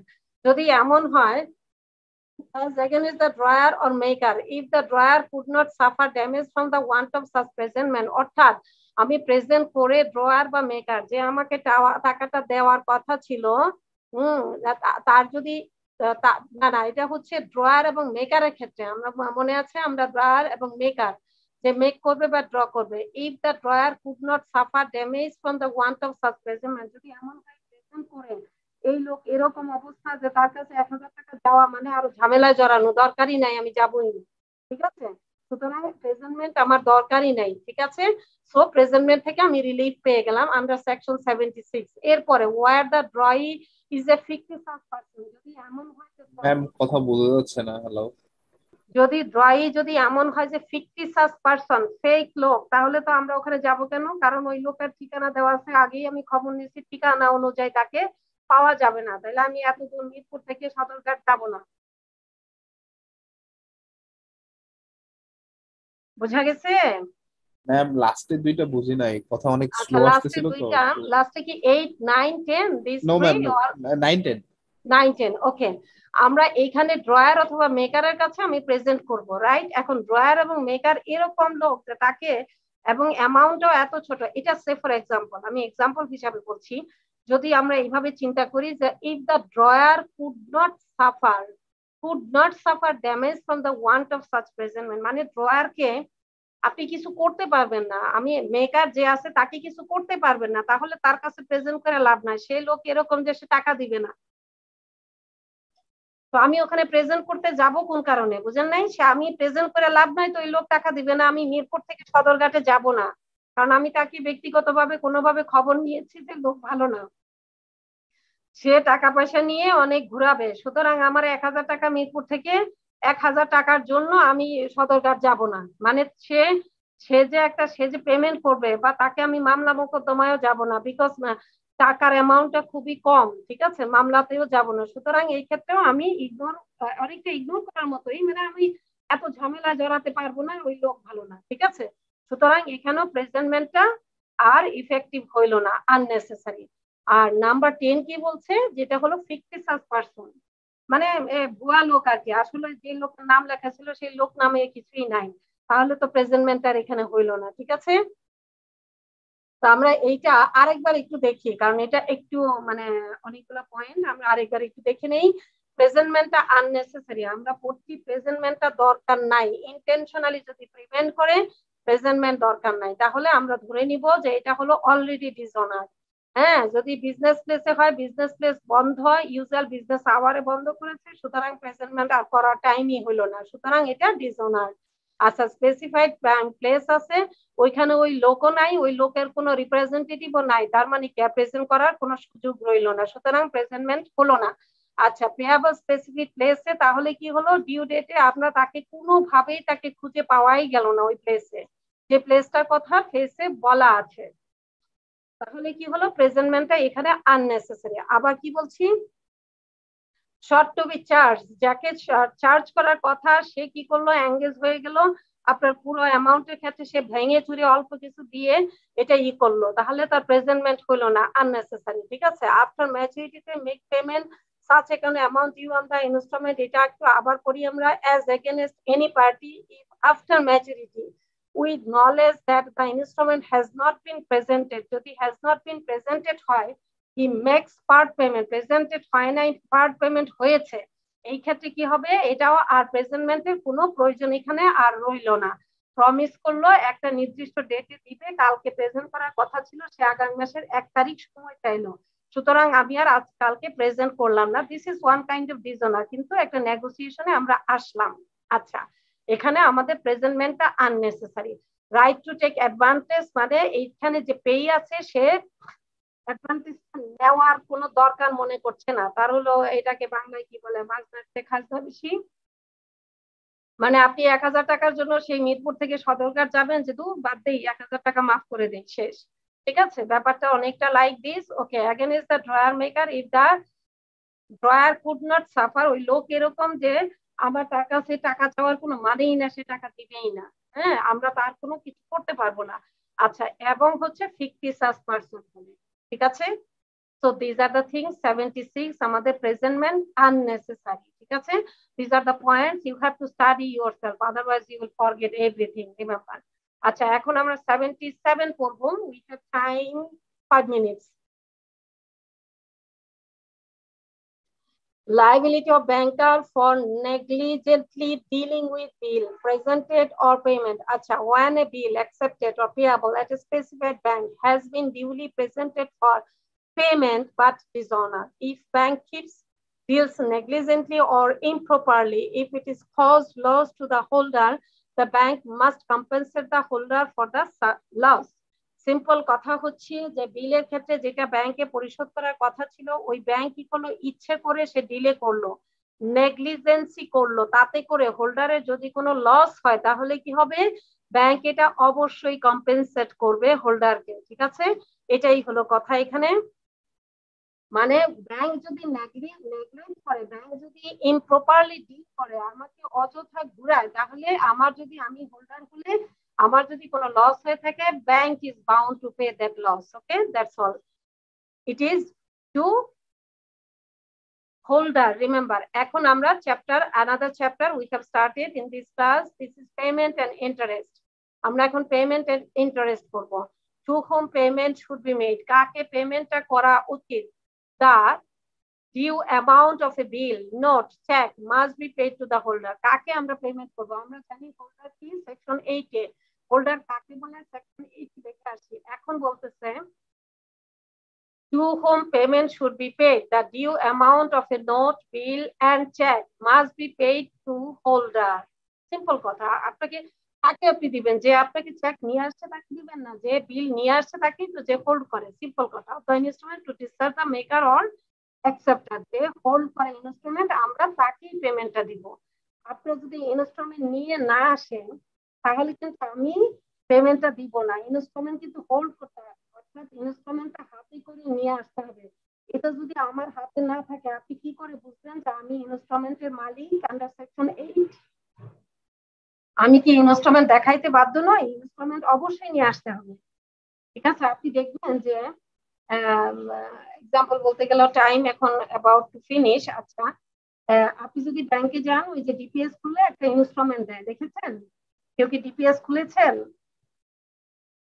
ব্যাংকে ডিপিএস খুললে আপনাকে একটা ইনস্ট্রুমেন্ট দিবে, কিন্তু যে এত maturity তারিখে এত তারিখে আপনার ম্যাচিউর হবে, এই অ্যামাউন্ট আপনি পাবেন। তো ওই তারিখে যখন আপনি যেমন ইনস্ট্রুমেন্টটা কিন্তু নিয়ে যেতে হবে, মানে আপনার ব্যাংক দিবে, কিন্তু যদি না নিয়ে যেতে পারেন তাহলে কিন্তু আপনাকে টাকাটা দিবে না এবং বলবে আপনি এখন জিডি করে আসেন। এটা যে লস্ট হয়েছে, আপনি গিয়ে বলছেন যে আমি তো এটা পাচ্ছি না 7 বছর আগে, এটা খুঁজে পাচ্ছি না। ঠিক আছে, খুঁজে পাচ্ছেন না, ভালো কথা, আপনি জিডি করে আসেন, এই এই এই ডকুমেন্ট আমার কাছে রেখে তারপরে আপনাকে টাকা দিতে হবে। ঠিক আছে, তো বিষয়টা এরকম। হোল্ডার থাকলে আমাকে ইনস্টলমেন্ট হোল্ড করতে হবে। গেল 79, interest when rate specified or not specified. Interest when rate specified or not specified. When note or bill specifically mentions the rate at which interest is payable must be paid at the date of installment. অবশ্যই পরিশোধ হবে date of installment at the date of and at the date of realization of the money in case of suit filed up to such date as the court may decide. Simple কথা, আমরা 80টা আমরা beginning এ একটু আলোচনা করেছিলাম। 79 বলতেছে যখন note বা বিল specifically mention করে রেটটা, তখন আমরা ওই রেটে পেমেন্ট করব। কত? at the date of realization of the money. আচ্ছা, in case of suit filed up to such date as the court may decide. অর্থাৎ ফেসে যখন লেখা থাকবে ইন্টারেস্ট রেট, আমরা মেনশন করে যখন দা রেটটা ওই রেটে পেয়াবল হবে। must be paid at the date of installment and at the date of realization of the money. মানে ফেসে লেখা আছে বিল এবং নোটের ক্ষেত্রে, রিমেম্বার 79 বিল এবং নোট, হ্যাঁ, এখানে মেনশন করে রেটটা মেনশন করা আছে, তাহলে ওই রেটে আমরা পেমেন্ট করব। আর যদি মেনশন করা না থাকে অথবা এটা মামলা মোকদ্দমা হয়েছে, তখন কোর্ট ডিসাইড করে দিবে। That's all. 79, the last one of today. 80, section 80, interest rate which when no rate specified. যখন রেটটা স্পেসিফাইড না থাকে, আমরা এটা beginning of the class we already discussed. এখানে when no rate is specified in the instrument payable at 6%. এটা common একটা rate, আমরা জানি পার্টনারশিপ একটা আমরা এটা পাবো। এটা একটা কমন রেট যেটাতে হচ্ছে ইন্টারেস্ট রেট পেমেন্ট মেনশন করা না থাকলে 6% এ পেমেন্ট হবে till the date of realization. আচ্ছা, এরপরে যখন এটা মেনশন করা নাই, এইবার এইটা নিয়ে মামলা মোকদ্দমা হলো, অনেক কিছু হচ্ছে, অনেক লম্বা টাইম নিল, তো তখন কি করবে? কোর্ট ডিসাইড করে দিবে যে কত পার্সেন্ট ইন্টারেস্টে পেমেন্ট করবে। ঠিক আছে, so that's all today. So আমরা আরো 3 to 5 মিনিটস নেই, একটা নাট ছেলে আমরা চেষ্টা করি যে আমরা কি কি পড়েছি আজকে। আমরা প্রেজেন্টমেন্ট পড়েছি কিসের জন্য? প্রেজেন্টমেন্ট পড়েছি অ্যাকসেপ্টেন্সের জন্য, presentment of note or side পড়েছি, rise time for deliberation যেটা 48 hours ছিল এবং এক্সক্লুসিভ অফ পাবলিক হলিডে। এরপরে প্রেজেন্টমেন্ট ফর পেমেন্ট পড়েছি, প্রপার টাইম হবে বাই দ্য হোল্ডার। এরপরে আপনার আওয়ার্স ফর প্রেজেন্টমেন্ট, অবশ্যই বিজনেস আওয়ার হবে, ব্যাংকে ব্যাংকিং আওয়ার হবে। সেকশন 66 বলে presentment for payment of instalment payable after date or sight. 67 হচ্ছে presentment for payment of note payable by ইনস্টলমেন্টেও আমাদের গ্রেস ডেজটা কনসিডার করতে হবে। এরপরে যেখানে স্পেসিফাইড প্লেস আছে নট এলসওয়্যার, আমাদেরকে সুনির্দিষ্ট অবশ্যই ওই জায়গাতেই যেতে হবে। আর 69 বলছে যেখানে installment payable at only specified place. 70 বলছে যেখানে স্পেসিফাইড প্লেস নাই। 68, 69 কোনোটাই অ্যাপ্লিকেবল না, সেখানে কি করব? বিজনেস প্লেসে যাব, at usual residence of the মেকারে যাব। এরপরে 71 বলছে প্রেজেন্টমেন্ট যখন maker has not known place, আমরা তাকে যেখানে পাবো সেখানেই যাব। 72 বলছে presentment of cheque to charge drawer present at the bank upon which it is drawn, অর্থাৎ যেই ব্যাংকের চেক আমাকে সেই ব্যাংকেই প্রেজেন্ট করতে হবে।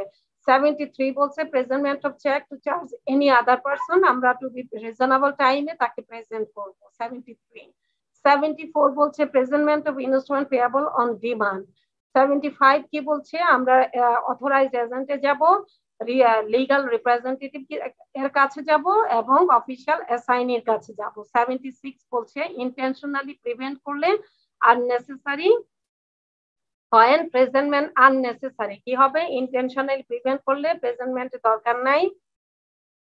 বিজনেস ক্লোজ করে দিলে দরকার নাই, স্পেসিফাইড প্লেস হলে সেখানে সে নাই, তার কোনো লোকও নাই, এবং তাকে কোনোভাবেই যে প্লেসটা বলা আছে সেখানে তাকে কোনোভাবেই খুঁজে পাওয়া যায় নাই, এবং যে পেমেন্ট করা যাকে প্রেজেন্ট করার কথা সে পার্টলি পেমেন্ট করা শুরু করে দিয়েছে, ম্যাচুরিটির আগে সে কিছু কিছু পেমেন্ট করে দিয়েছে, এবং এখানে মেকার ড্রয়ার প্রমিস করছে আগামী মাসের 1 তারিখে দিবে। Right to take advantage of any default, এখানে পেই কোনো অ্যাডভান্টেজ নিতে ইচ্ছুক নয়, এবং নাম্বার 9 হচ্ছে যেই লোকের কাছ থেকে যে ড্রয়ার থাকে সে এমন লোক তার কাছে যাওয়াটাই বৃথা। ঠিক আছে, when the drawee is a fictitious person, fake কোনো লোক 77। ঠিক আছে, প্রেজেন্টমেন্ট ফর পেমেন্ট বাট ডিসঅনার্ড, যদি এটা ব্যাংক ডিসঅনার করে আর নেগলিজেন্টলি তাহলে এটা ব্যাংক কি করবে, কম্পেনসেট করবে payment and interest. To whom payment should be made, অবশ্যই হোল্ডারকে করবে। 79 বলছে interest when rate specified or not specified। ঠিক আছে, 80 বলছে যে till the date of realization যদি রেট মেনশন করা না থাকে 6% আমরা পেমেন্ট করতে হবে। যদি মামলা মোকদ্দমা পর্যন্ত চলে যায় তাহলে court will decide that one. So thank you very much for today. Next class we will start from 81. So thank you everybody. Thank you.